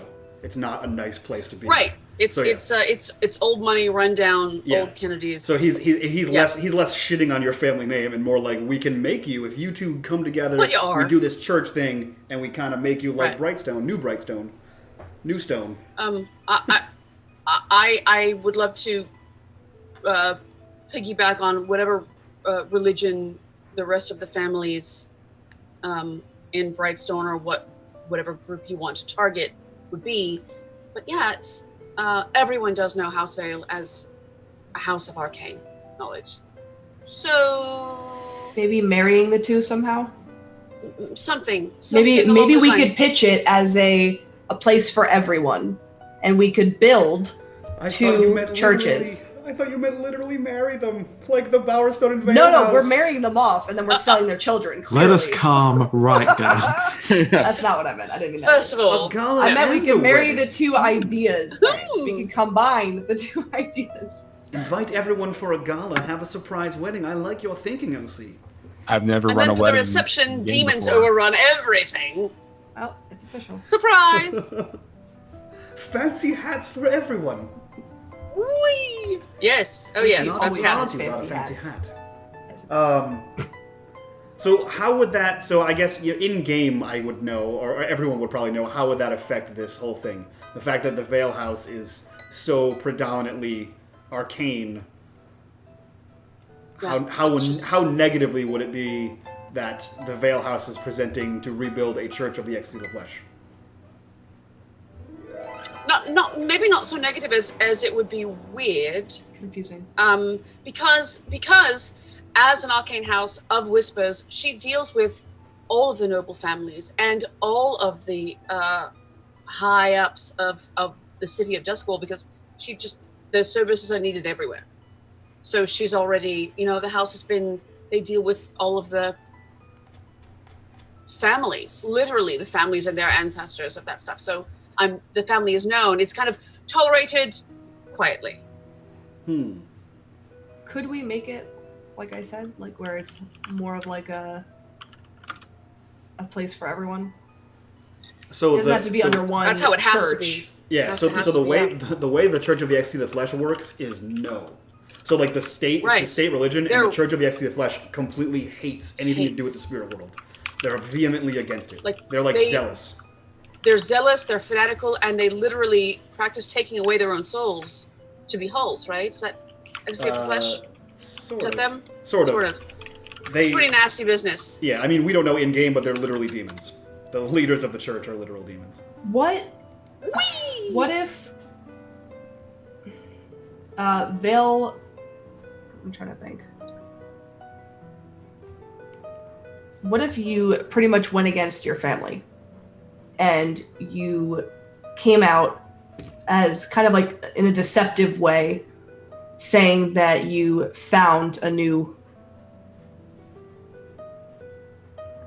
That's fine. a new way. It's and you could. I'm trying to think. Are you thinking like the guy from Game of Thrones who chooses the faith over the Lannisters? I'm trying to work this out Yeah, before the I say Sparrow. it. Yeah.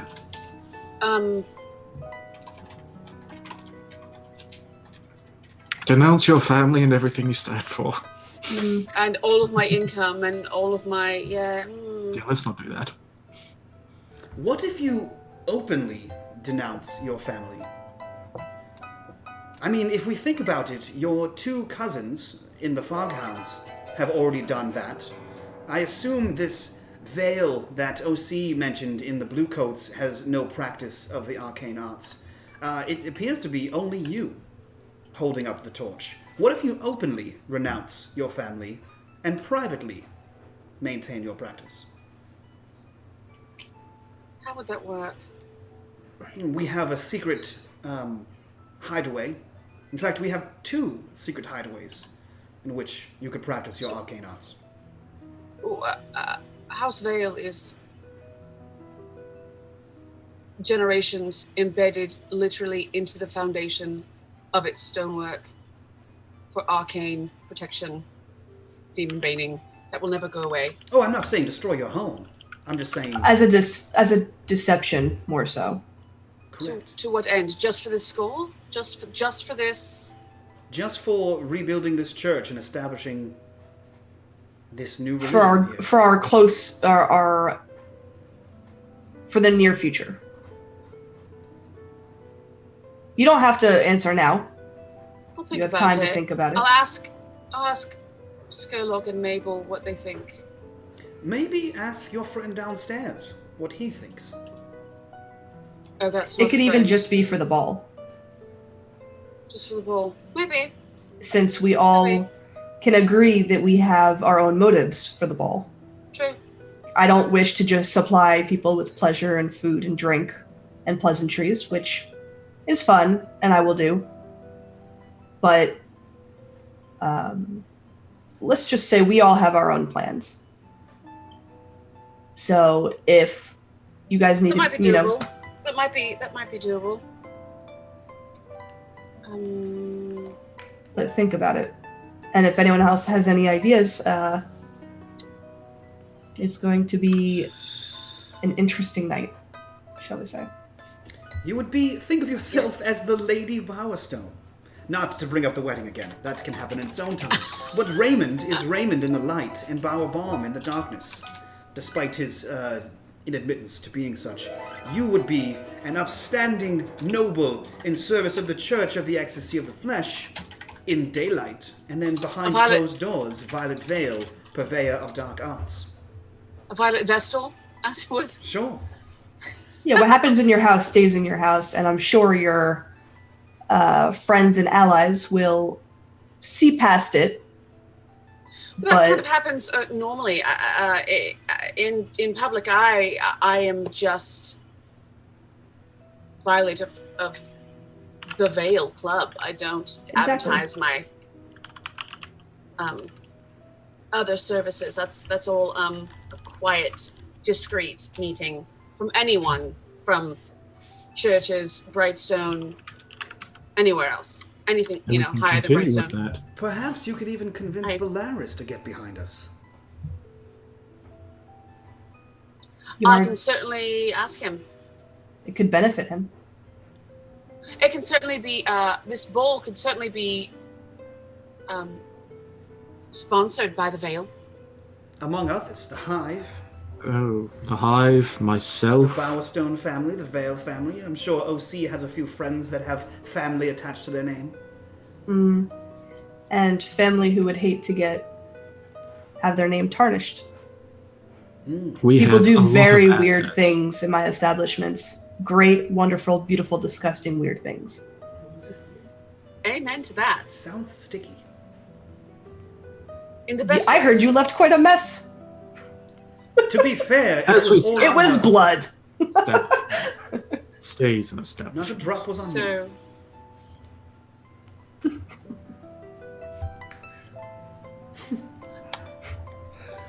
all right. So, Oh boy. So that happens. So that's the current discussion about the gala. So, Okay. So All right, I so believe what we came up with invitations need to be sent. is OC is in charge of planning since she's the party thrower here. sure. That's all I got. That was it. So where have we decided that we are moving the shipment, if not to where we're throwing the party? The original point of this conversation. I had forgotten entirely. It's okay. apologize. I actually derailed that because I wanted to give you guys some information, but was- please. I got you guys. Right back around. Yes. Well, I have spoken to the Hive, and they are enraptured to help us move this shipment and sell it, refine it. Have they and sell said it. where? They didn't. We are to get the shipment to them. How? Where It's on our own. to them? I can find out. Please do. Because I don't want to bring it to where we're throwing a party. Or to where there's a demon. Or to where our friends are looking for us. That's true. All of those things are good points. I will be back. Good day. And Nick's pip pips and Cheerios out of there. I'd like to take those Donovan signs off the carts, throw them in the canal. I'd like to leave them on. Really? You wish to leave them on as we transport? I mean, we're transporting via boat. So. In the ship. The carts are staying in the Oh. warehouse. Yeah. Right. You want- To what Interesting. end? Are you still wanting to keep up the ruse? that Besides these having a are blind? toast and tea truck food service. Toast and goats. Trucking. Toast and goats and tea. I heard Toast goat is my goats. First barbecue. Duskwall food trucks That's- ever. That's it. That's the name of the food truck. Is Toast my Toast and goats. Toast my goats, that's it. Food trucks. In Duskwall. I'm pretty There we proud go. of that. I'm pretty proud I'm going of that to one. I'm going to dye all the goats so they're not recognizable. Toast. Dye goats. all the goats. I'm going to dye there for we kill the goats afterwards. Lady Vale, you wish to paint goats. dye goats. Listen, Yes, I'd like to dye we all have our weird hobbies that we do in our free time. Don't you judge That's- her. That's I'm right. not judging. I'm just saying it is quite a. Have you heard of a canvas? Listen, there's a time and a place for spandex, and some of us wear it outside of that time and place. It is leather, and you know it. So he says. Listen, you two. Toast my goat. If you Time guys to are gonna check. get married, you really gotta figure out your issues. You got I have a meat in the quick middle. question. Tips in the middle. I have a quick question. I'm using this as a directed question to remind you guys about something. How are you representing all of this to the Foghounds and specifically Margette? Because the whole point of this was to provide the Foghounds in some way, shape, or form the benefit of taking the score without them being directly involved, if I remember correctly. Yes. The benefit of the score as far as getting the goods or the credit. Well, that's up in the air, right? I mean, you guys actually didn't talk terms when Nope. Nick's just said it will help you, and he kept said it we'll vague. do it. Yeah. right, and kept it vague. So Right. I'm just curious how that factors into everything else that you guys have been talking about. And the only reason I ask that is because it's still the dangling plot thread that I haven't heard you talk about. So in Nix's opinion, it's steal, caravan, refine stuff, sell stuff, get coin. We've eliminated all of that to get coin. So once we have coin, we can give coin to the Foghounds. Okay, all right, fair enough. That was his thoughts on it. Okay. The reason they wanted it to begin with was because they're broke and destitute. So Okay. they don't need the whole in between. They just need the final result, which is coin. Yeah. Okay, fair enough. Yeah, all right, excellent. Okay, so now are we back to the point where this is a score about transport? Yeah. I think Nix is going to go talk to the Hive to find out where the hell they want it. Yeah. Okay, so I mean, you could do After- a flashback and just make that part of the conversation you just had. Be like, oh, by the way. Oh yeah, sure. I'll do it. It'll take 2 shouldn't seconds anybody- instead of going through a whole. Yeah, what is it? We'll Two points for that? no. Don't even worry about taking it because it's free play. It's only during down, and we're not even really going to call it a flashback in the mechanical sense. It's just we're going to go back to that and say that it's happened. Okay. They make a suggestion that if you're going to deliver it, you deliver it to, and I will show you where on the map. Doink. They want you to deliver it to the docks near the rail station, right here, and they will handle the rest. Perfect. Cool.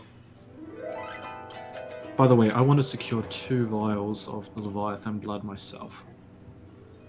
Does anyone have any issues with that? I mean, that's a barely noticeable amount of missing. So no, you can Good. it collects off the bottom of the What? carriage. You want As a to basically just grab 2 raw bottles of Leviathan blood? Mm-hmm. I'm just curious why. Oh, sir, that would be telling. It's true. That's why I'm asking. Because I want you to tell me. There is a purpose for this.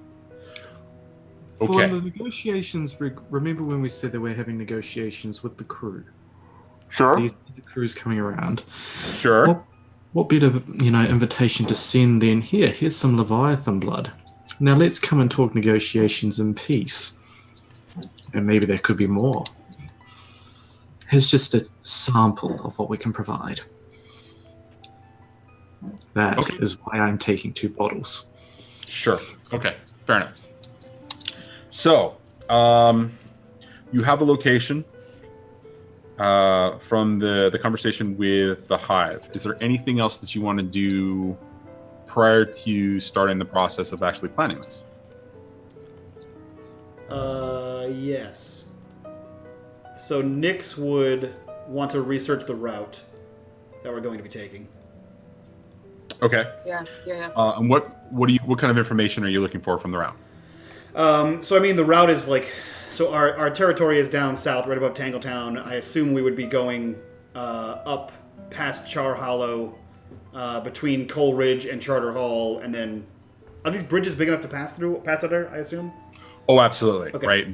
The barges. So depending upon the approach that you would take would be how fast you could get there, but the barges should be able to pass under all of the major bridges. Anything that's indicated as a bridge is big enough for some level of transport to pass through.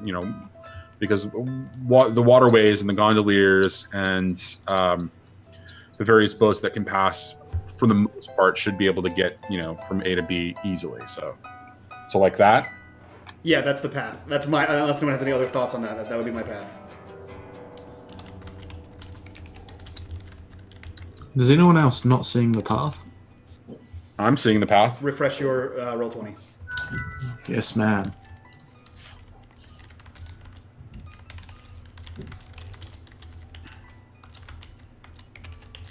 There we go.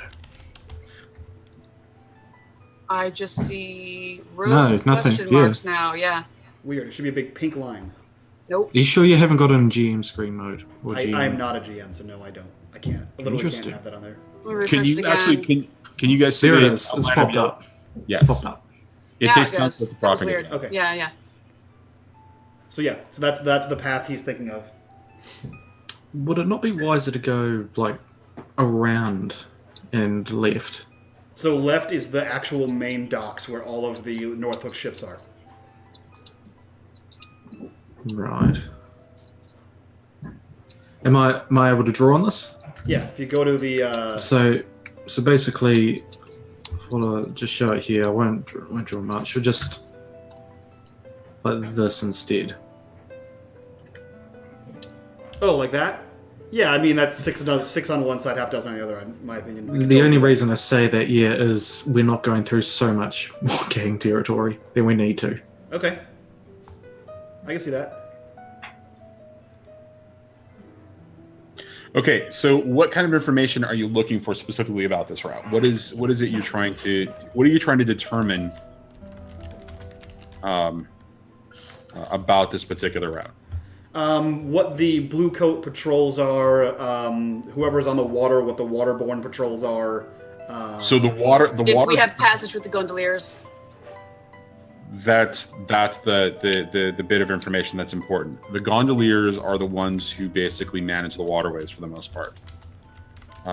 Bluecoats are responsible for all activity on land. Gondoliers, the waterways are almost like, at least from my reading, and so in my head, the waterways are almost self-patrolled or managed by the gondoliers and have no other legal means or representation, which makes them very convenient for things like smugglers to get around. So inside of the different districts, that's a little bit different as you're going through all the canals and stuff, but those major waterways, there's not a significant amount of blue coat presence. If anything, it's just gondoliers transporting blue coats from one location to another. Okay. So you would know that, and so it's not going to be a role of any kind. Okay. Yeah, I'm trying to think of what other information would be pertinent to a... So we have the route. We have how we're going to move it. We have a ship. We know the destination. We know who's picking it up. We know the hive's going to be there.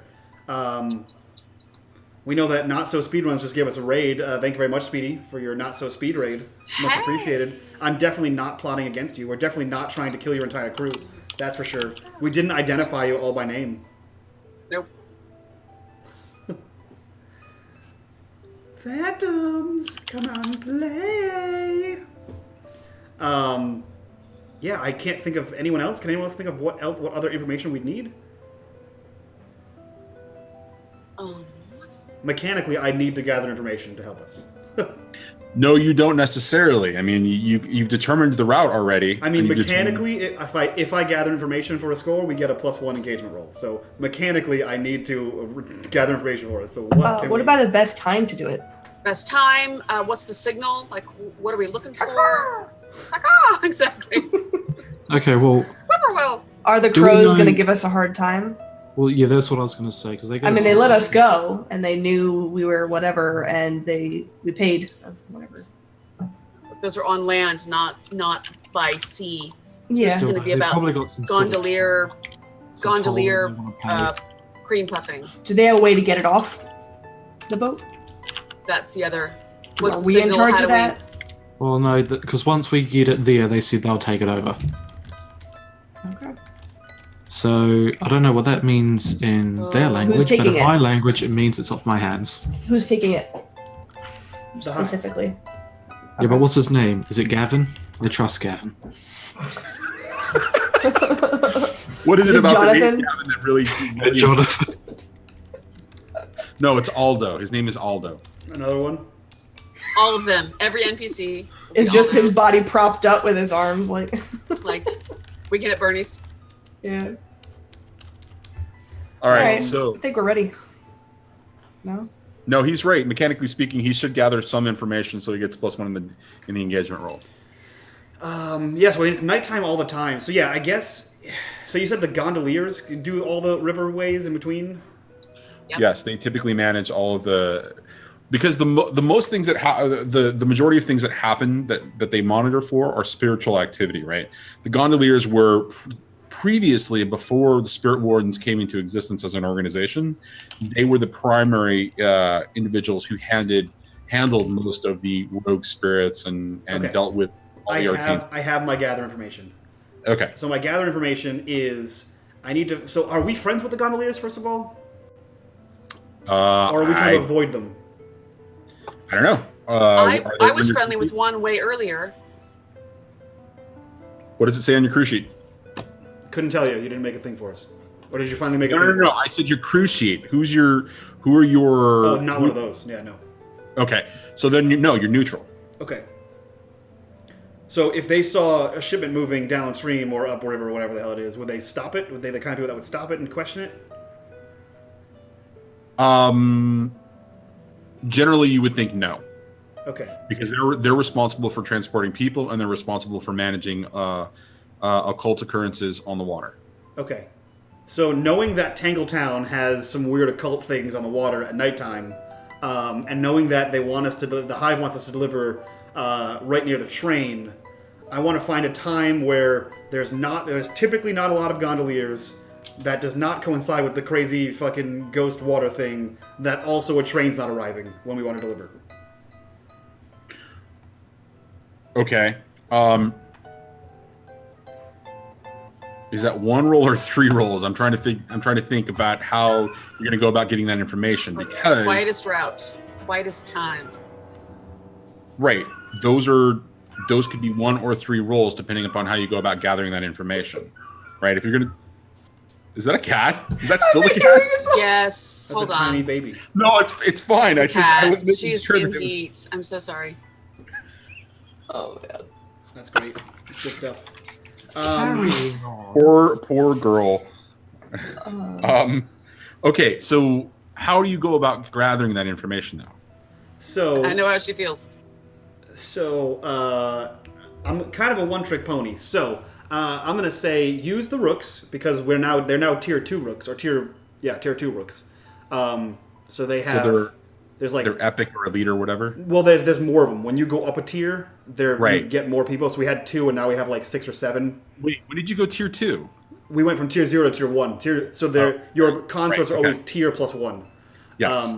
So they're tier 2 now, or quality 2, and that means there's like 7 or whatever number of them.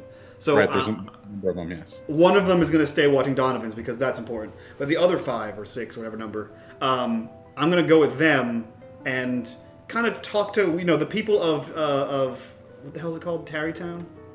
Tangletown. The people of Tangletown and the gondoliers. They're people that have seen a face or two. So he's going to work with the rooks to go talk to the people, nonchalantly. Oh, what's the train schedule? Oh, how often does that strange festival of lights with the ghosts happen on the town? Gondoliers, when do you find you're most busy in this particular part? And also this, non-important part over here. So I'm going to go try to consort with people. All right. Let's start that roll. Cool. So, consort. What would this? So it's gather information. Does that have a position? Yeah, I think that does have a position and stuff, right? It does have a position and an effect. I could see it being controlled. I could see it being risky. Here's the reason I could see it being controlled, because most of that information would be pretty easy to have a conversation about without it being, too terribly. You wouldn't raise too much alarm, or anybody's, curiosity. However, because you guys have been pegged recently for big scores, and there's a lot of heat on you, or there was a lot of heat on you. But no, there's no heat on us now. That was all the red sashes. Ask the Bluecoats; they know all about it. Someone called Donovan's was involved. We're gonna call it controlled for the moment. And effect standard, I would assume. Given you want multiple things out of the one roll, absolutely call it standard. And then I have a +2 from having a tier 2 crew, from having an expert crew, whatever the hell it's called. And yeah, I think that's it. 4 dice seems like a good number. Okay. Actually, you know what? Can I double check? Please do. You know what? Hold on 1 second. Let me double check what the hell your friends do for you. Because I know your friends helping you with something helps you with something else. But what? An assist will give you an additional die. No, your friend, like your shrewd friend. Oh. They do right. something. But that might be only in downtime. I think it's only in downtime. Where the hell is downtime? Was that like 133? That was something. Yes. Downtime activities. If your friend helps you... Nope. Come on. It's here somewhere. Oh well. I'll find it later, and I'll be sad about it. You sure will. Yeah, so I'll roll 4. A 4. So it happens, but some negative. Yeah, so you definitely get it, but there's consequence. Okay, first bit of information. The best time for you to make it through the path that you want to take in respect to the gondoliers is between the hour of thread and the hour of pearls, and that's a 3-hour time frame, right? And those are because there's the middle of the night. Remember that honor, song, silver, thread, flame, pearls, silk, wine, ash, coal, chains, and smoke are the second 12-hour period, essentially the nighttime period, or what's considered the downtime period.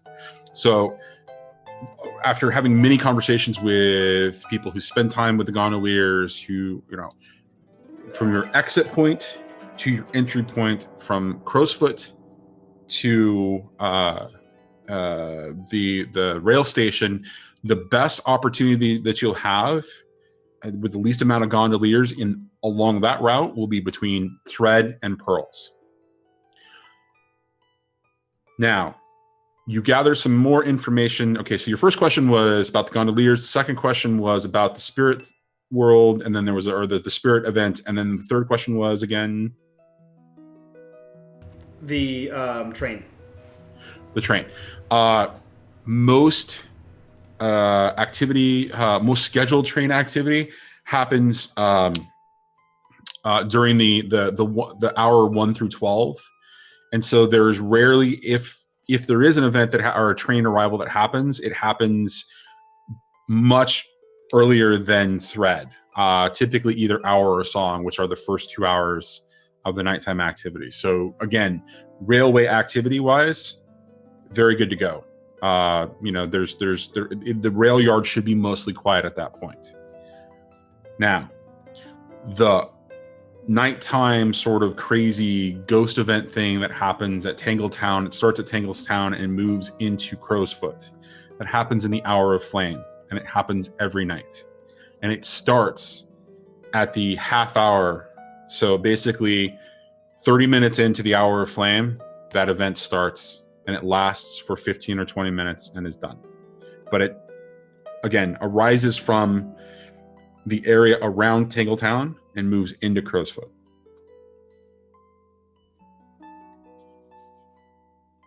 Okay, so it seems like we have everything we need to make this happen.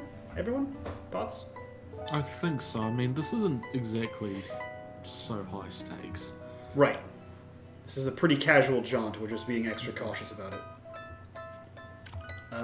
Yeah. If no one else has any objections, I guess, Johnny, this is on you for an engagement roll. This might be a stupid question. This will be a stupid question.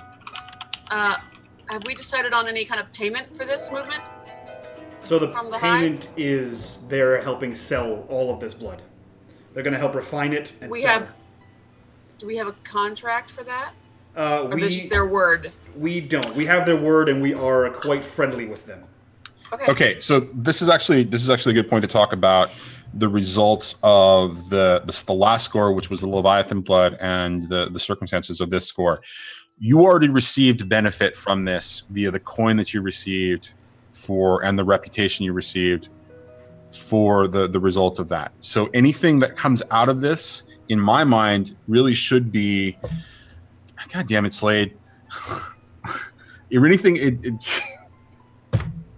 I'm sorry, he derailed me. Anything that you receive from this particular score, while there will be some coin benefit, I think makes sense that it goes back to the Foghounds, or specifically Margette. Right? So are you asking or telling us? I'm asking. I mean, to me, that sounds like the right thing to do, but I'm trying to understand what your intention here is, because you've already received significant benefit in coin and rep from the last score. So if you want more payment. So if you want to do a flashback, Nix has some opinions on that he would discuss with the Hive and the Lampblacks in both of his meetings with them. Okay, well then let's take a moment and have that conversation then. Sure. Let's not talk about it from a flashback perspective, but let's just figure out what is your thoughts on that, because to me, this sounds like an easy score at this point to you Yeah. guys. So my thoughts. Well, Nick's thoughts, and he'll present this to the group as well. Probably days ago when we were planning this. Obviously, there's 4 people involved. The Hive are involved, sort of. Now they're involved in the back end right now. There's the the Hive, the Lampblacks, the Foghounds, and obviously us for putting all of this together. That greatly benefited all other parties. So I would say it's split 4 ways. What that percentage is, that's up in the air. But I think if the party is, if the rest of the crew is okay with this, during Nix's conversation with the Hive and during his conversation with the Lampblacks, especially since the Lampblacks said no more manipulation, he would say we're pretty okay on funds right now.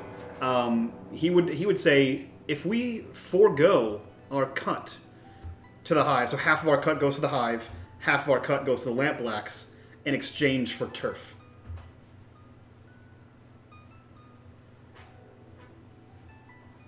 I mean, it is 4 carts full of Leviathan blood. I'm sure that's worth a shitload.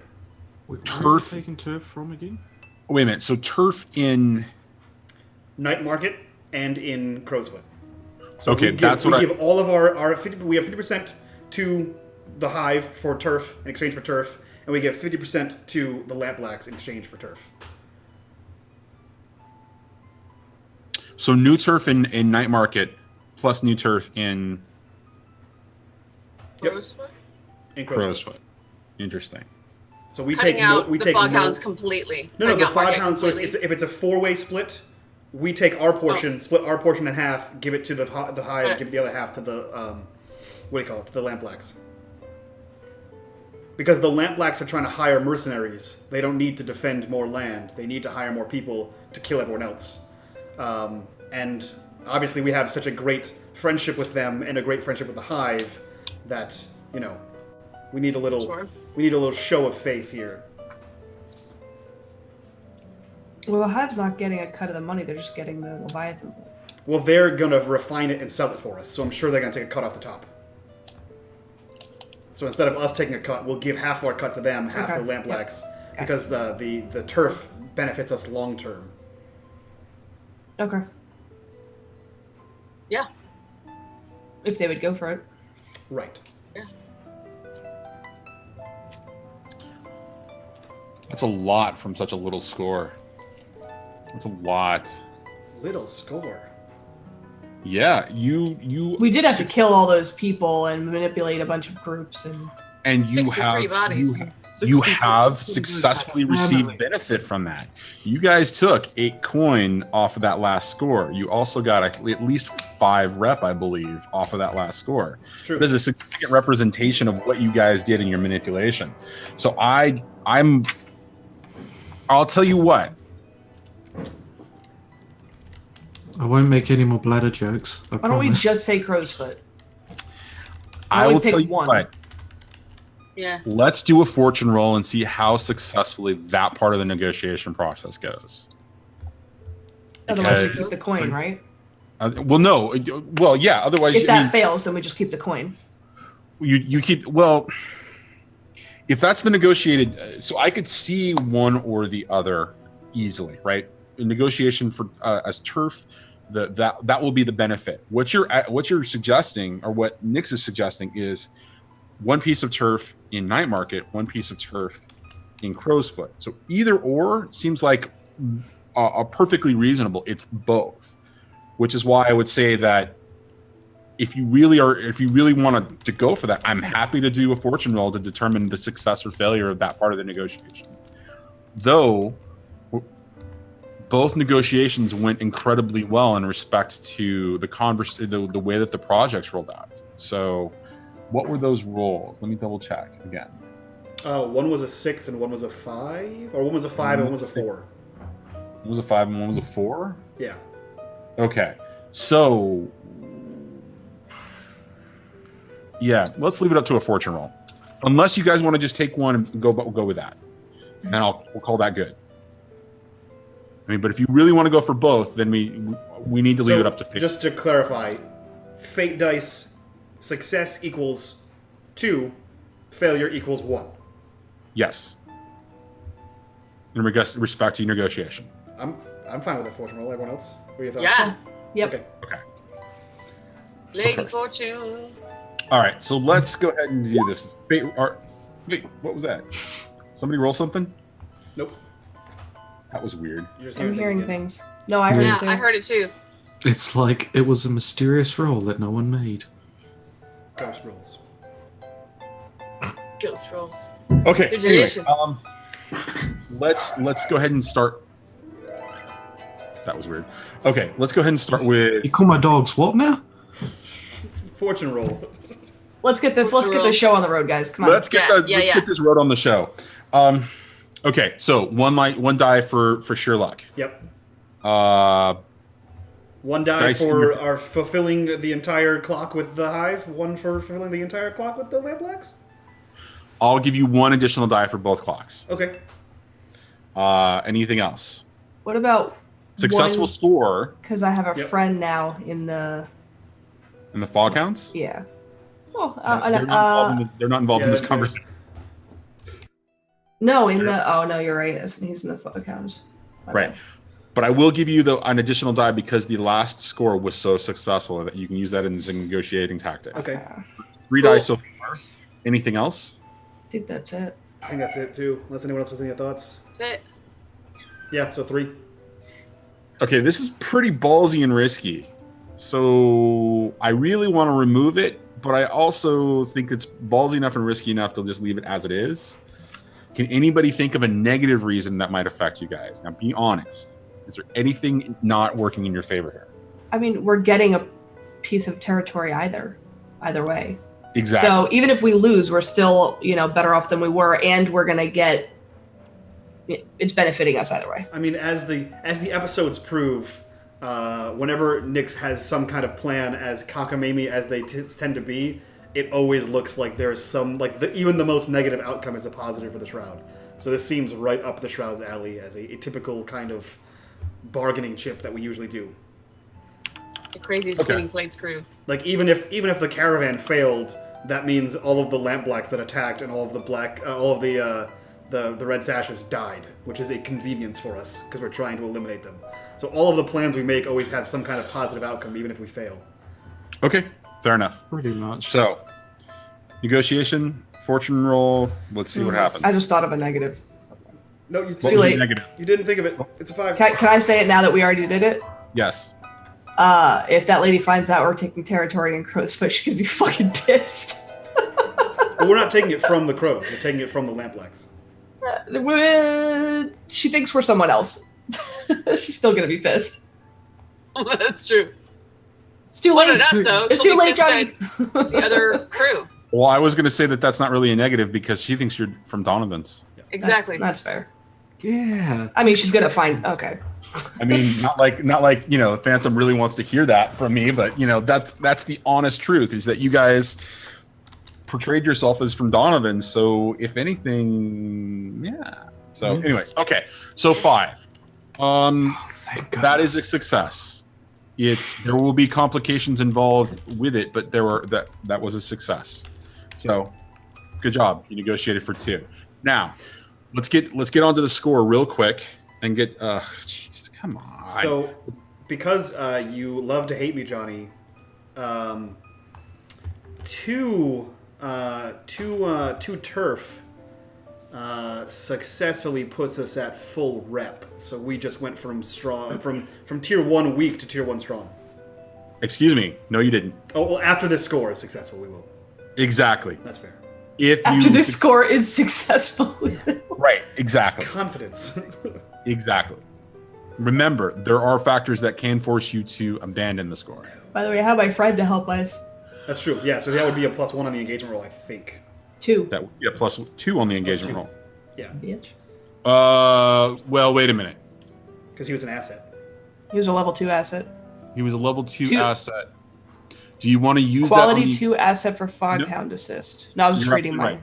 Right. But do you want to use that on the engagement roll when we roll it, or do you want to use that later on if something comes up?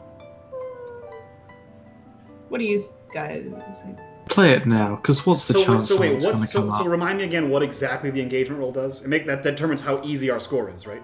It determines how easy the starting situation is that you guys. it determines the starting position. So, for example, Smooth sailing at first. right, you could easily get to the docks through, if you roll, a success, or you roll, a 6, or you roll a crit, you could go all the way to the docks without problem, not running into any gondolier issues, not running into spiritual issues of any kind. If you roll really low, there could be complications on the way to the docks that might, and then I would need it to cover our asses. Exactly. That's. I'm thinking interaction, because if we get it right off the bat, we don't have to worry about that other nonsense. Yeah, that's what I'm saying. Like he was acquired to be like a guide down the river. Yeah, we're not sailors. Yeah, he's supposed to help us load it and help us. Yep. You're not smugglers, and he's a smuggler, and he would know how to do all the things that you're asking him to do. So excellent. Okay, I just want to confirm that. All right. So before we get into the engagement roll, let's talk about loadout real quick. Everybody still with their standard loadout? Yeah, Nick's is in his standard loadout. Let me take a look real quick. This has precedence specifically for Violet because she is a whisperer and she is on the water where spiritual activity happens. Do you need to change anything in your loadout, Violet? You're muted. I would like to make sure. Lantern documents, arcane influence, unusual weapon. Got my weapon with me. I want to make sure I've got some spirit vials, because I've got my lightning hooks with me, but I want to make sure that I say that I've got some. Well, I'm going to assume that you're carrying the vials that you have with you. Yes. Okay. I just know if it was marked, because I can't. My character sheet's kind of wonky, and I can't really see half of a word, so I just want to make sure that's cool. Okay, well, then we'll fix that later. We'll fix that off stream. Okay, well then great, cool. Then so you should be good to go. Again, asking everybody else, all good with your loadout? Yep, now I am. Yeah, so I have the documents from the Crows situation, the documents that verify Mr. Tillman is Mr. Tillman. Okay. And also, if Vale is paying attention, she'll see Nyx tuck in a what she can make out as a spirit vein charm that just looks very elaborate and foreign into his shirt. Yeah, so that's what he has. And then his normal shit. And he's got a weird hook. Okay, fair enough. And I shall reapprise the role as Mr. Tillman. Okay. Now, with all that in mind, we get to the engagement roll. So it's 1d6 for sheer luck, 2d6 additional for the asset. 1 for my engagement roll. Okay. So that's 46. This one's a stretch. So Nyx lived in the Dagger Isles and is in fact a sailor.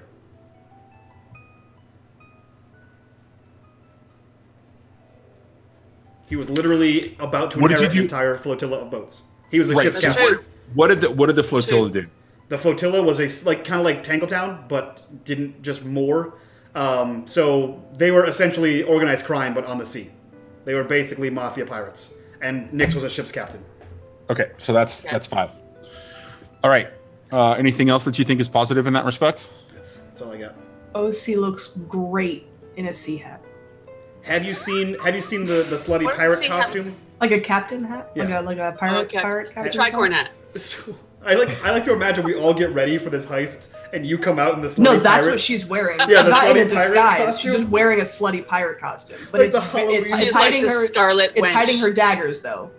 All right. I'm going to give you that as a 6th because I'm actually going to remove a couple.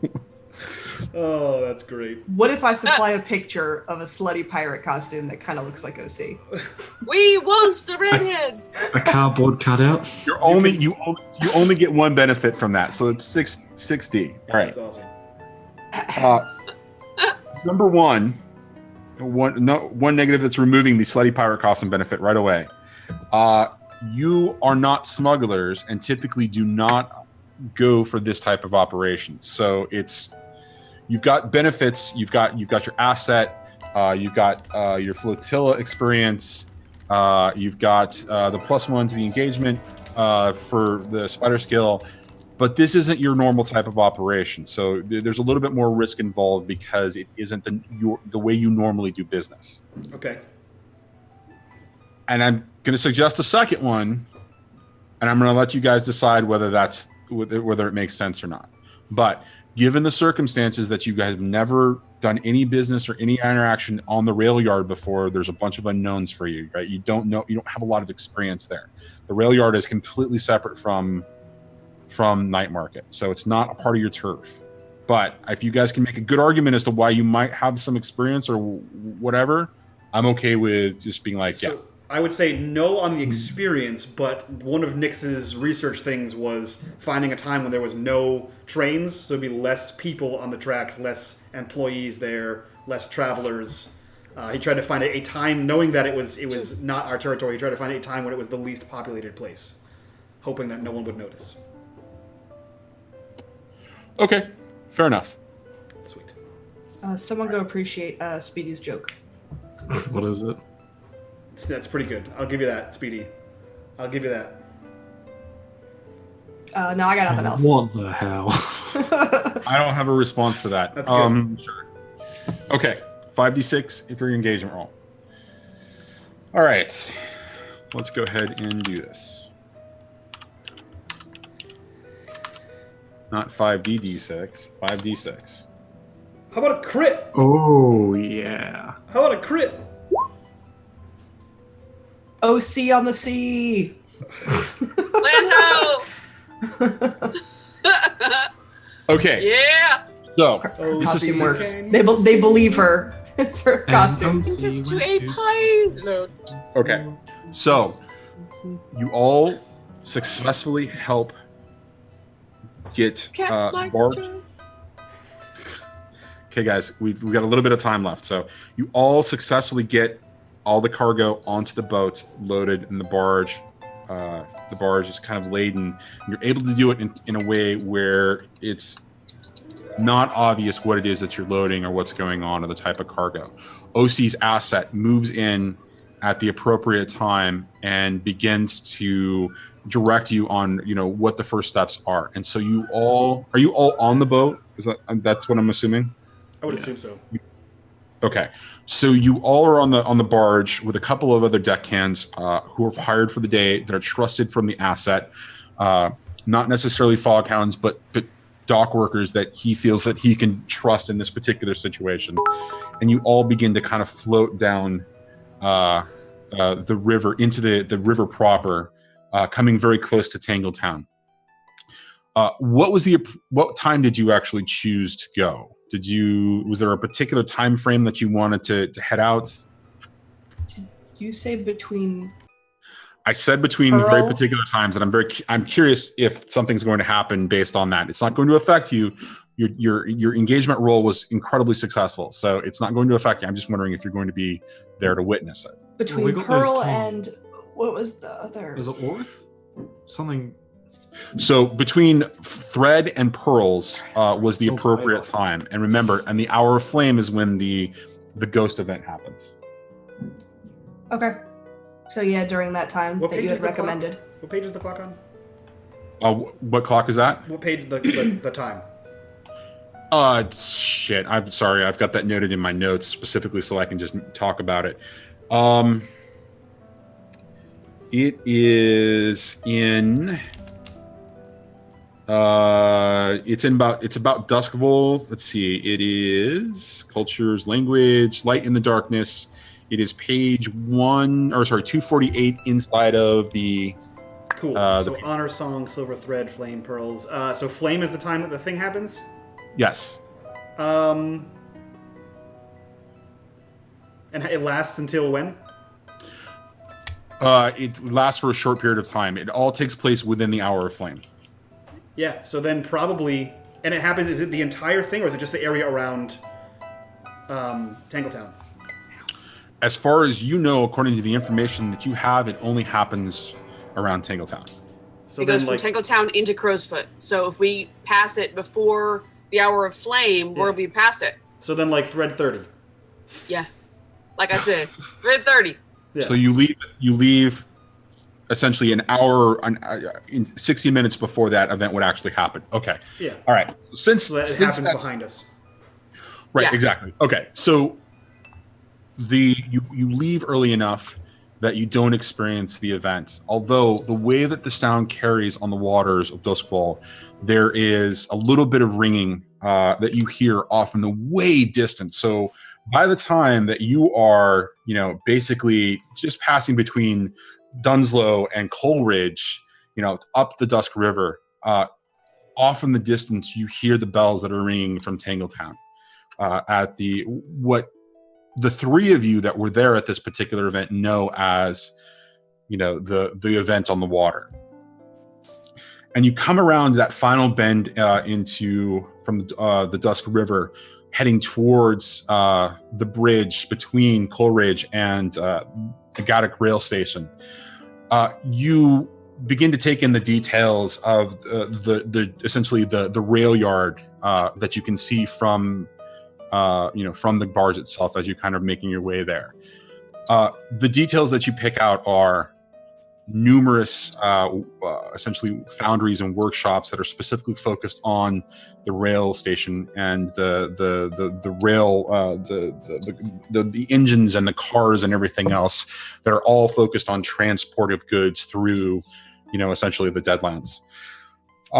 You see warehouses, you see various dock workers and that kind of a thing, but this area is not incredibly busy at this time. There's a couple of other barges that are moving transport too, but it's expected behavior based on the information that you have. And so again, because of your successful engagement role, things begin to move towards easily as you just kind of fit into this whole thing, right? You're moving towards the docks. As you get closer and closer to the docks location, at the time of that you're expected to be there by your contacts from the hive, something seems off to you though, and you see it far enough in advance that you're able to react and have the barge kind of just slide off to the side just under the bridge. So you are essentially right here, and what you notice is that there are specifically some heavily armored individuals standing at the end of the docks, kind of looking off into the waters, looking at each barge as they pass by. Time to suit up. You have gotten the drop on the fact that there is something not right about this situation. Yeah, I'm gonna... Does this boat go in reverse? Sure. Can one of us just hop off the boat? So I will say before we do anything that the crew upgrade for boat reads boathouse. Sure. So it looks like a boathouse on the top, which means all of the blood will be underneath. So essentially, That's not what a boathouse is. A houseboat? Yeah. No, that's not what a boathouse is. The hell's a boathouse? She's right. Oh, you mean like literally a place where you put a On boat? land. See, I was thinking of a houseboat, which is like a It's the houseboat. boat garage. So what does this look like on the boat? Good Like, are there tarps? Are there is there something covering it? I'm assuming. I like to assume there's something covering it. To Hive, massive Leviathan package for you. Yeah. You guys want Flashing me to lights. just lay on top of the Hello Leviathan there. blood? So remember, the sexy pirate costume did have an effect. It was removed, but it did have an effect at some point. Was So- it removed or the effect was removed? No. The effect was the dye was removed, but the effects can still be used. Uh, I mean, so you guys essentially have the drop on a circumstance that's happening at the appropriate dock that you were supposed to be meeting. You saw far enough in the distance that there was a problem, and you had OC's asset just steer the boat off to the side in normal smuggler fashion, just hiding it under so that it's berthed in a way that you could jump off the boat and go investigate if that's what you want to do. Yeah, I'm gonna do that without basically hesitation. Gear up and hop off. Okay, You guys so need. I can fog us up. So- I can create some weather if and when. heyo. To be clear, are they on the dock we're trying to get to, or just on a nearby dock? no, there are two armed individuals, heavily armed individuals that don't. That That- aren't hive. that are obviously, A sore thumb. there's something troubling you about them. They're not. It's not clear that this is your contact. But there's. Go ahead. Is it where we're going though? Yes. Is that okay? No. That was his question. Sorry. So I was trying to elaborate on his question. So, Okay. especially since Nix carries the documents for Mr. Tillman, and also Nix is the only person that saw the Bauer bomb fight anyone, Nix is going to come with him. All right. So the what it looks like under the docks or under the bridge, right? So if you look at the map, the bridge between Coleridge and the rail station is an incredibly large bridge, right? It's designed to move large volumes of trade goods of some kind, whether it's like ore or it's other types of materials or it's people or whatever. It's huge. So think of the largest bridge that you can think of. It's probably the largest bridge besides the one between Brightstone and White Crown.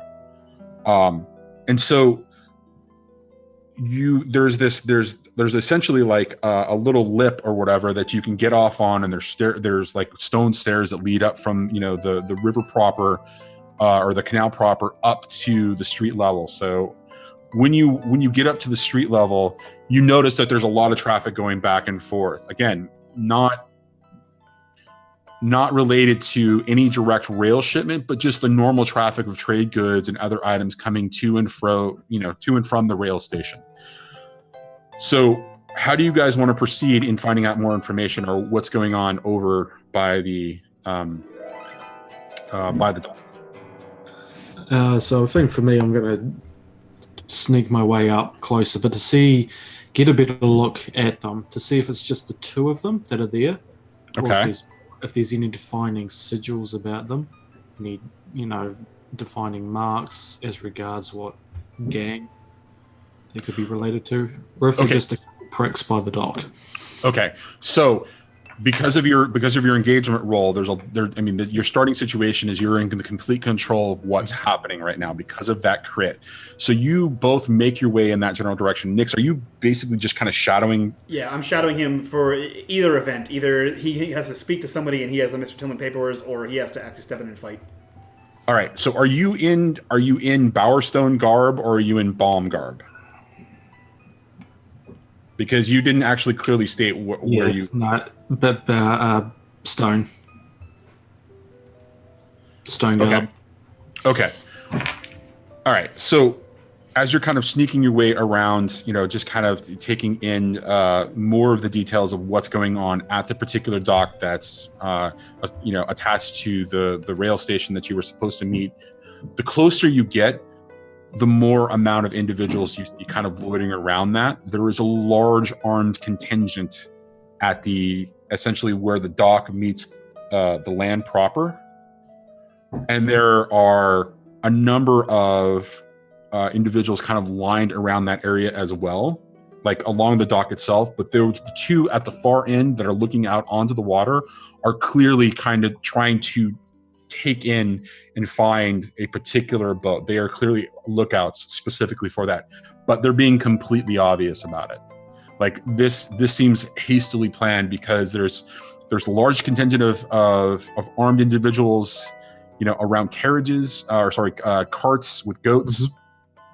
Mm-hmm. There seems to be a lot of them milling about there, and again, there's a lot of them. There's a number of them on the docks, not like a large amount, like probably, I would say 6 on the actual dock itself, and the dock extends probably 50 feet out into the water. Mm-hmm. And then there's probably another group of 20 kind of hanging out there. None of them look like your contacts from the Hive. But do we recognize anything about them from other groups, like a defining most mark? Most of them look Scoveland in garb and in weapons, in general, just their physical. They're quite large individuals, various types of hair, that pale complexion that is associated with Scoveland's. There are a couple there though that appear to be in more sort of like a military, or not like a military, but they have a uniform, and the emblem on the uniform is the Norfolk Company. Shit.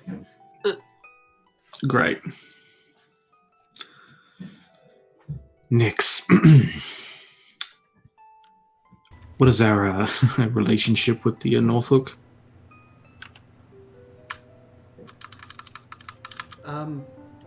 We're sitting on their We Leviathan blood. just stole all of the Leviathan shipment from them. So very, very bad. No. Bloody Like- good. Whatever you imagine is bad, worse. So, it was our friends the Hive that were meant to meet us here, yes? Yes. So why the hell are the Northhooks here? I assume I they don't see a caught, single... I Come on. assume they caught wind of the shipment. Or they're just watching all of the docks around the warehouses, thinking that it must be coming here somehow. But I don't see our friends here. Would you stand out in the open? If you were I'd receiving expect to stolen get goods? some assistance. Who was our contact? You spoke with a man? Did I get a name, Johnny? From the contact in the Hive, you spoke Yeah. to Timoth. No, was he going to be the one who met us here? No, he was not. You did not get a name, but you did get an agreed upon signal, and it's clear that there's nobody there giving you the signal. Okay. And you said there was like a shitload of these Scolanders, right? The mercenaries? Right. And it's obvious that they're mostly mercs. Okay.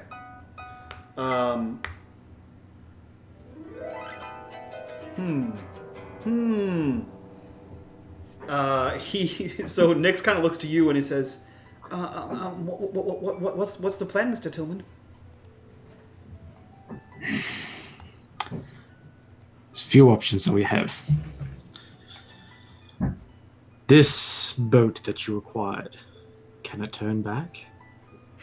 We can turn around. It's just very obvious that it's doing so. Then let us turn it around and get the hell out of here. Because something is not right, and when this plan is not going right, that is when complications happen, and we cannot have that. If we lose all this Leviathan blood, we will be in Schitt's Creek.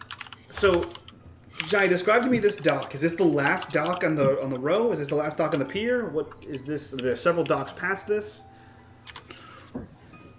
So no, those sessions were not, or sorry, those docks are right in the center. It was essentially right in the middle of all the docks that are going on, that are on the southern side of the rail yard. Okay. Do we know who owns the rest of these docks? They're generally open to use and scheduled for essentially goods being brought in that cannot come over from that would not typically either they're coming from a long distance or would not be easily accessible to via the bridges that are coming into either night market or directly into the rail yard.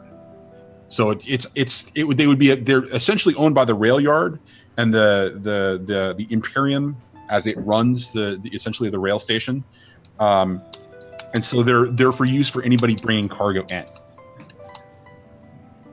Okay. There'd be a dock master there who would be organizing who is coming in and out of slips, because the slips would be numbered, whether it's pleasure or business craft. There'd be a dock master there who's got all that information, or not. So Nix kind of looks to Reymond and he says, well, what if we just sail on by? They don't know what they're looking for. There's no signage on our boat. Yeah, there is. Did you actually put signs on there? our boat? I put Don. Oh, fuck. Yeah, now we have to turn back. Like, that's a super tell. Yeah. Fuck. Well, I took the Why sign. I don't didn't put it on the I- boat. I took it. I took the sign, technically, is what I said. I took one of the signs. You guys are throwing them in the river, and I stole one. Can I just fog us up and let us pass right by? Yeah? Yeah, Get us out of there? that's an option. All right. Why don't we... I can also just take the sign Yeah. off once I see them.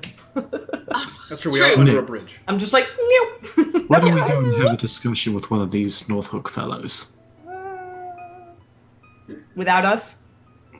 What would you like You to guys ask them? sail on. But let's see what we can find out. Personally, I don't remember the last time I talked with a Northhook, but the Hive is not here. And this makes me increasingly worried. So the more you talk about talking to the Dorthhook, you just see like his jaw clench and unclench, yeah, he looks back to where the boat is, and I don't know, gives some kind of signal to go. I'm just gonna start Yeah, creating a little bit of fog on the water, just natural, easy. Hold on a second. Why are you creating the fog so you can vanish? So maybe they don't see us or make out who's on the boat necessarily. Obscure their vision of us a little bit, yeah. Okay. So it's not so crystal clear that we're here. because they're trying to sail by them, not backwards. Okay. OC's gonna drink We're just rum gonna on the top deck. Just hang out on top of the Leviathan blood, dancing around like an Hoist the asshole. girls up and then drink some. Word of our community's acclaim. She doesn't have to. They're always wasted. Full mast. Okay. Oh my goodness! So before we get into any of that, Singing sea shanties. before we get into that, Trainsy with that host. Oh my goodness, Trainsy! Thank you very much. Trainsy! Word of our Thank you very much for that host, community's guys. acclaim If you are coming over here from Trainsy's channel, first of all, welcome to unMadeGame, the greatest game of unmaking.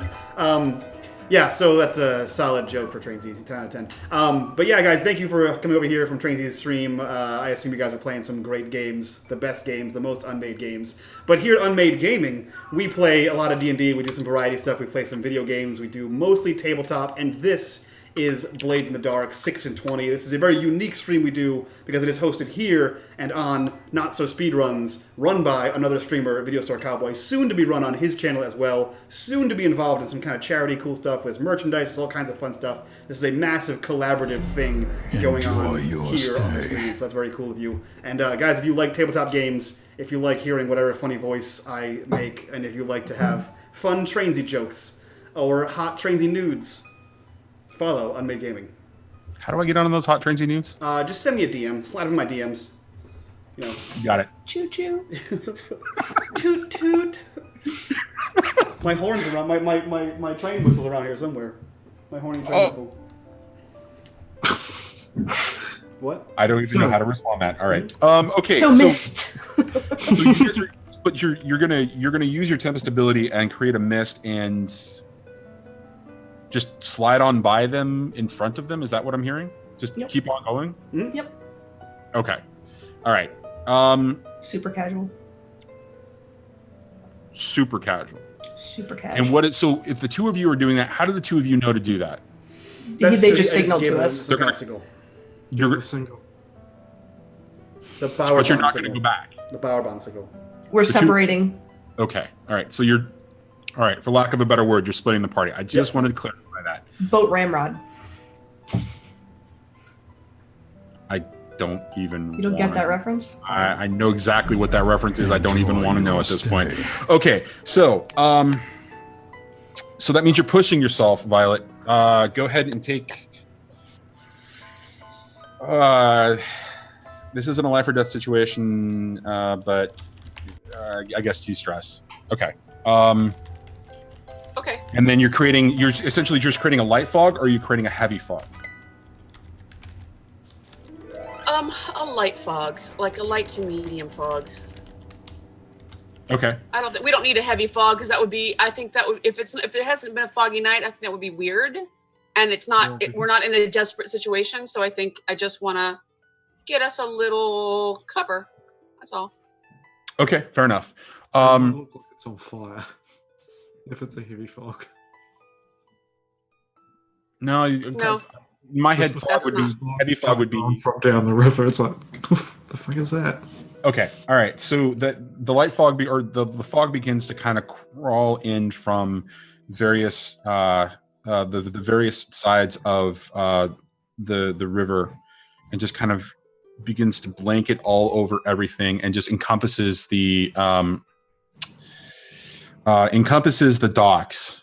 And as the docks begin to be covered, you see a lot of frantic behavior from the two individuals who are standing at the end of the dock. And there's a lot of motioning as they motion more individuals down towards the dock to kind of keep an eye on things as that's going on.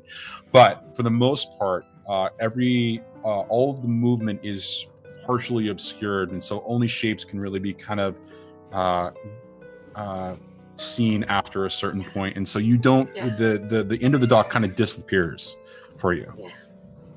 So as they move, it has that cool Sherlock Holmes kind of rolling motion because they can move it.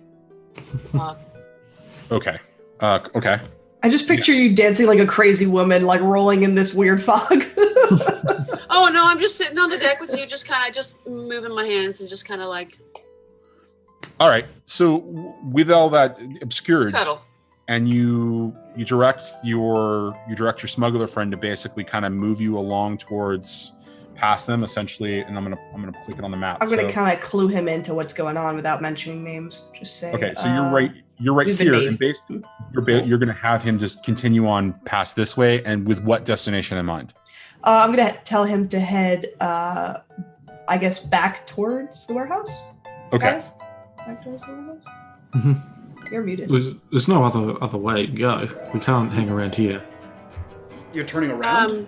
No, we're going straight, but we're going back to the warehouse, straight. Like, just going around again. Where would you like us to go? I mean, you guys are on a boat, so we really can't talk to you, but any of the other skiffs.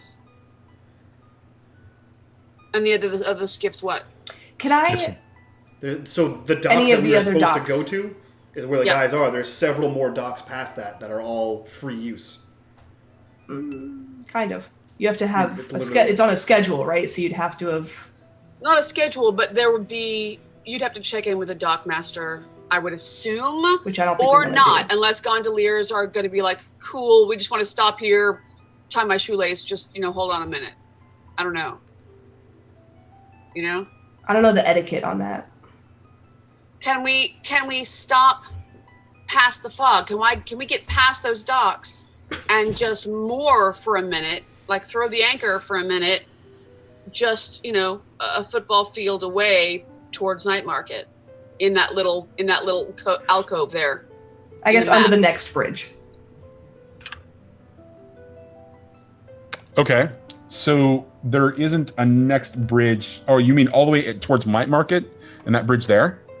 I'm at the little alcove in between the rail station property and Night Market, right where that line starts, that yellow line. Right in that little alcove. The little inlet, yeah. We could... Whoa, that's weird. Ping it on the map, please. Well done, Johnny.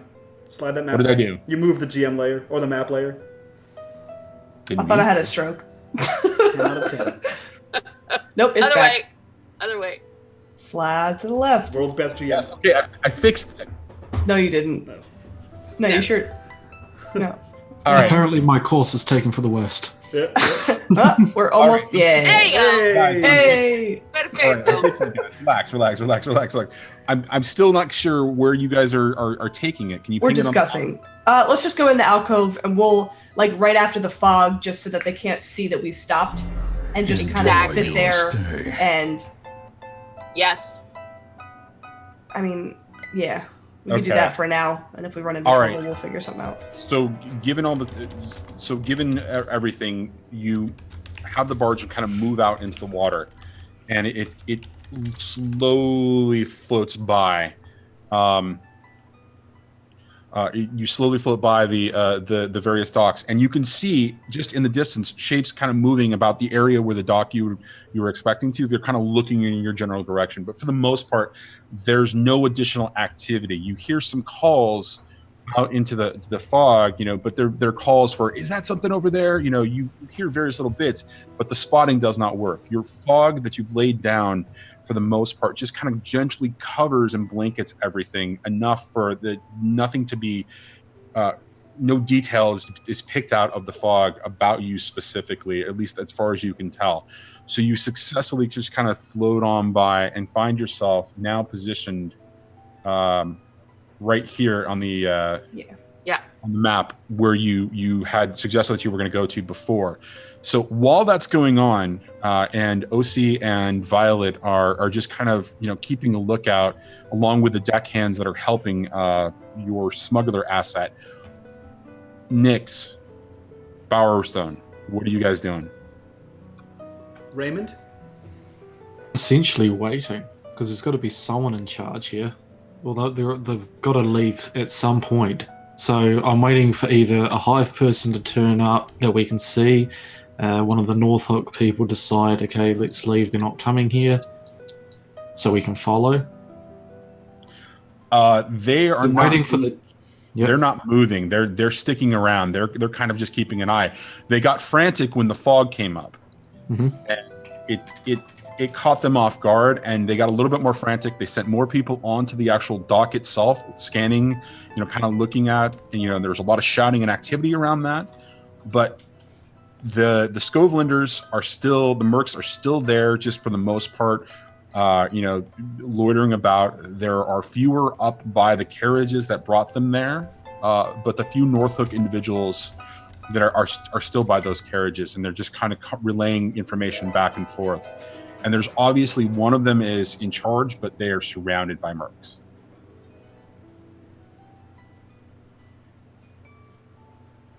We're definitely not taking them on or anything stupid like that. Next, we either we go to the hive and see what the hell is up, but that could be really dangerous because at the moment it feels like treachery. Nyx sighs heavily and looks incredibly annoyed that Bowerstone is alive right this second.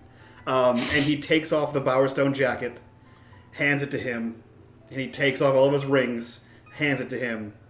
He takes out his hook, and he begins tearing at pieces of his shirt and pants, and then he rubs his hands on the ground and muddies his face, and then hands a bunch of his weapons to Bowerstone and says, "Well, I'll be right back." And he has essentially made himself look like a homeless person, and he's going to walk up to the Skovlanders as a homeless person. Oh, well, thanks for my jacket back. If you put that on, the spring-loaded gun will shoot you in the chest. I swear to God it will. Go be homeless. Go be homeless. There are so many knives in it. I hope you get tetanus. And he begins to walk off towards the Skovlanders, as dressed as a homeless person. Or disguised as a homeless person. And so that is the perfect place to end this. Perfect. Right. So we will get to that next week in the season finale of 6 and 20 Shroud. Now let's do XP. Individual XP. Who wants to go first? I'll jump in as Nyx. See what I got first. So no desperate actions. I addressed several challenges with calculation and conspiracy. I expressed my heritage by being a sailor. Yes. I don't think I did that more than once, though. No, you did not. But you did express your drives and goals. That's true, by that ballsy move. Right. Okay. And I didn't have any trauma with my voice. I nailed it with my voice. So that sounds like 4 to me? That sounds like 4 to me, yep. Okay. Excellent. All right, who wants to go next? I'll go. I didn't roll a desperate action. I used my influence to get help with the smuggling when I acquired my friend, since he was in my establishment. Okay. Beliefs, drives, heritage, or background. I don't think so. Actually, she did say that she had ulterior motives for the gala. Okay. And absolutely. Yep. No issues with vice or trauma. Actually, I indulged, but I did indulge without Nye. Yeah.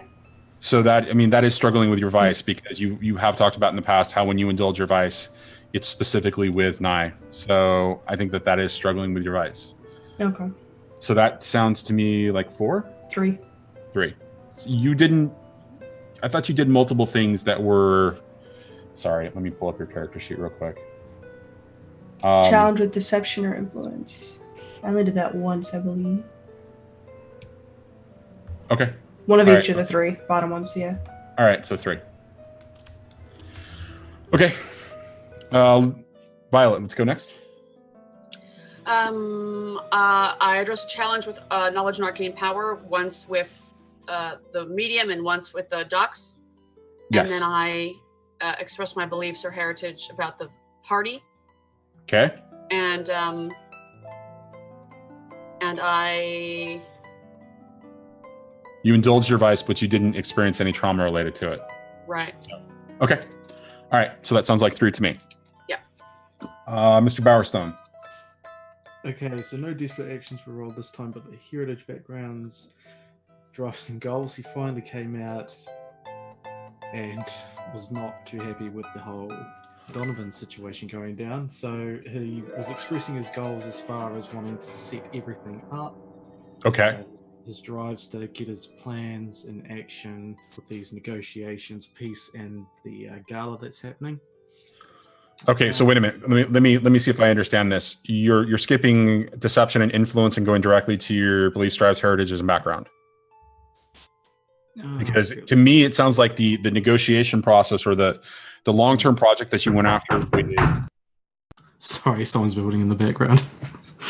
Okay, so it sounds like that was influence or deception. I'm sorry, it wasn't deception. It was influence. Because you were specifically trying to circumvent your heat. So that sounds like 1 XP there. Yep. And then there was also your beliefs, drives, heritage, and background. I think that there are a couple of different situations there, right? You stepping up in respect to your being upset about the Donovan situation. It was time for him to step up.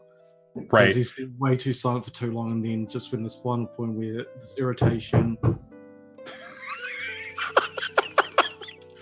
We'll get through this eventually. I promise you. It's like my UPS guy.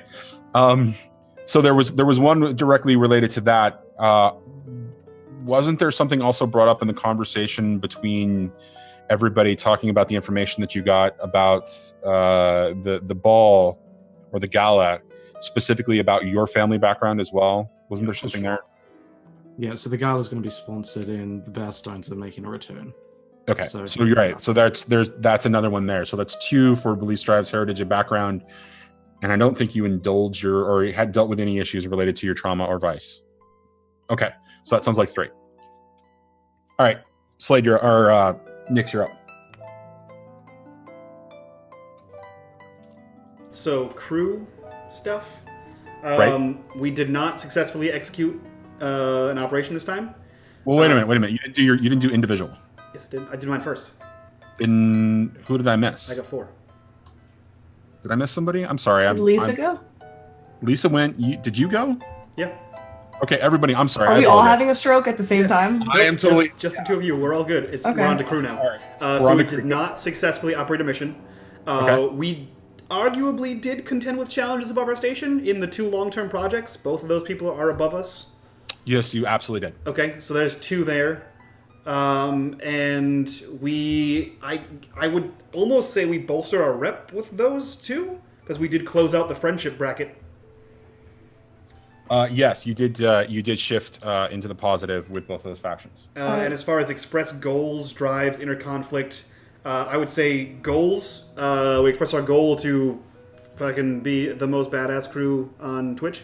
Our drives, ambition. And we did have some inner conflict with trying to convince Vale to renounce her entire family lineage. Okay, fair enough. 2. Also, do we get XP from me getting that person for the crew? No, you would get XP for using your charms to get him. Cool. So that's it. That sounds like 6. That was for the group, though.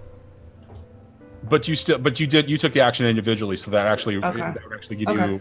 That would be for you. Did you claim that on your individual XP? Mm-hmm.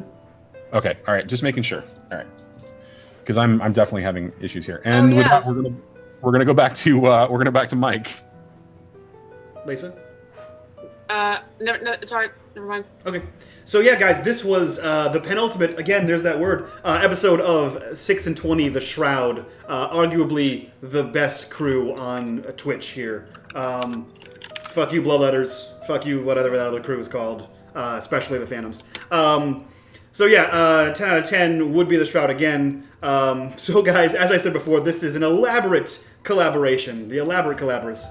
Between myself here on unMadeGaming, Not So Speedruns over there in chat, and Johnny, VideoStoreCowboy here. This is the closing. Next week is the final episodes of Season 1. Season 2 starts in 4 weeks. There'll be a new crew. There'll be new charity streams involved. It's going to be a crazy thing. We have a charity right now. You guys can do !Blades in chat. We have a new charity coming out at the start of season 2, so pay attention for that. Check us out on Twitter. Do all that fun stuff.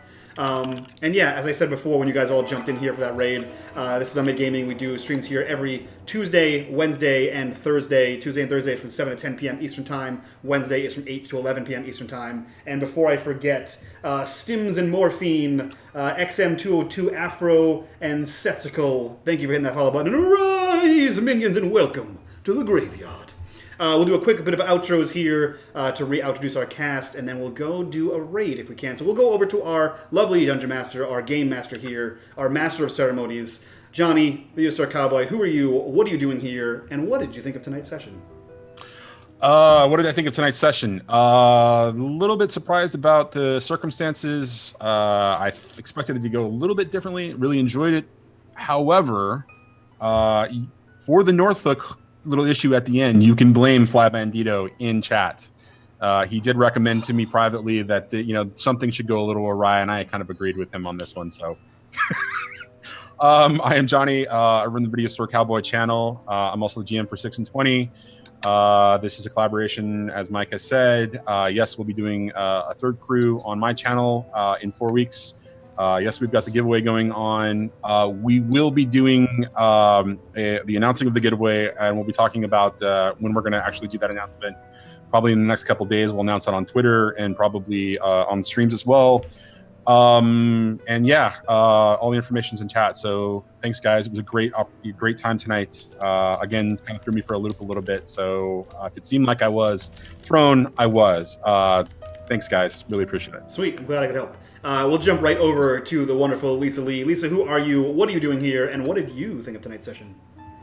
It's gonna get interesting. There are so many threads we have to pull to get this done. Oh my gosh. I'm Lisa Lee, and I'm Lisa Bell on Twitter. And here we go. Right? This is almost the end of season 1. Yeah. It's the doc. It's definitely going to go out with a bang. It's going to go out with a bang. And watch tomorrow. Watch Phantom tomorrow on Not So Speedruns. Yeah. Speaking of going out with a bang, Crit Dice Gaming, Slade, who are you? What are you doing here? And what did you think of tonight's game? Oh, for too long now he's been silent, and now the plans are finally coming live. So yes, I'm Slade for Crit Dice Gaming. You can watch me do shenanigans and bollocks over on my channel if you want, but I'm finally happy that the season finale big reveal is about to happen, and Phantom, your move. Your move. I'm not going to segue that one. It's too easy. Xmas Ninja, who are you? What are you doing here? And what did you think of tonight's game? Kind of happy there was no segue this time. Yeah. Xmas Ninja. I run a gaming channel over on my stream. And I like to hang out and play video games. And I'm here 2 days a week, Tuesdays and Thursdays. Sweet. And that's wrapping up, actually. That's we have another finale is next Tuesday for the artist formerly known as Prince of the Apocalypse. We have the season finale of The Shroud, Season 1. And we'll have a continuation of Havoc in the Hinterlands going on for the foreseeable future. Also, guys, after next week, there's going to be a 2-week break on the channel. I will be gone for military leave, doing some training in the woods. So there'll be nothing here. I'll be sure to make some vodcasts happen while I'm gone, and I'll be sure to host all kinds of these awesome people. So definitely check that out. What's that? Nothing. Don't do that. Don't do that. Don't be that guy. Hey, well, instead of being that guy and saying that shit, you know what you should do? You should totally mention net neutrality and that everybody should go fucking write the FCC. Oh, yeah, that's true. If you guys are noticing why none of your global emotes work and you see that giant annoying red banner on top of the purple banner that totally clashes with colors and don't match at all, that's because net neutrality is garbage and the FCC is trying to revoke all the laws that Obama put in place recently. So if you guys don't want that to happen and you want free trade on the internet, go and click that button and write your congressman and all that good stuff. And while you're at it, writing your congressman, tell him about Bubbernot CCE. Go give him a fat raid. Go host him with those raid emotes there, and give him that unmade raid, because he is an awesome streamer. He is currently playing the Shackled City on his 100th episode of some sweet, sweet D&D. So we're going to go give him a raid. Watch for that raid host, and from all of us to you guys, bye-bye.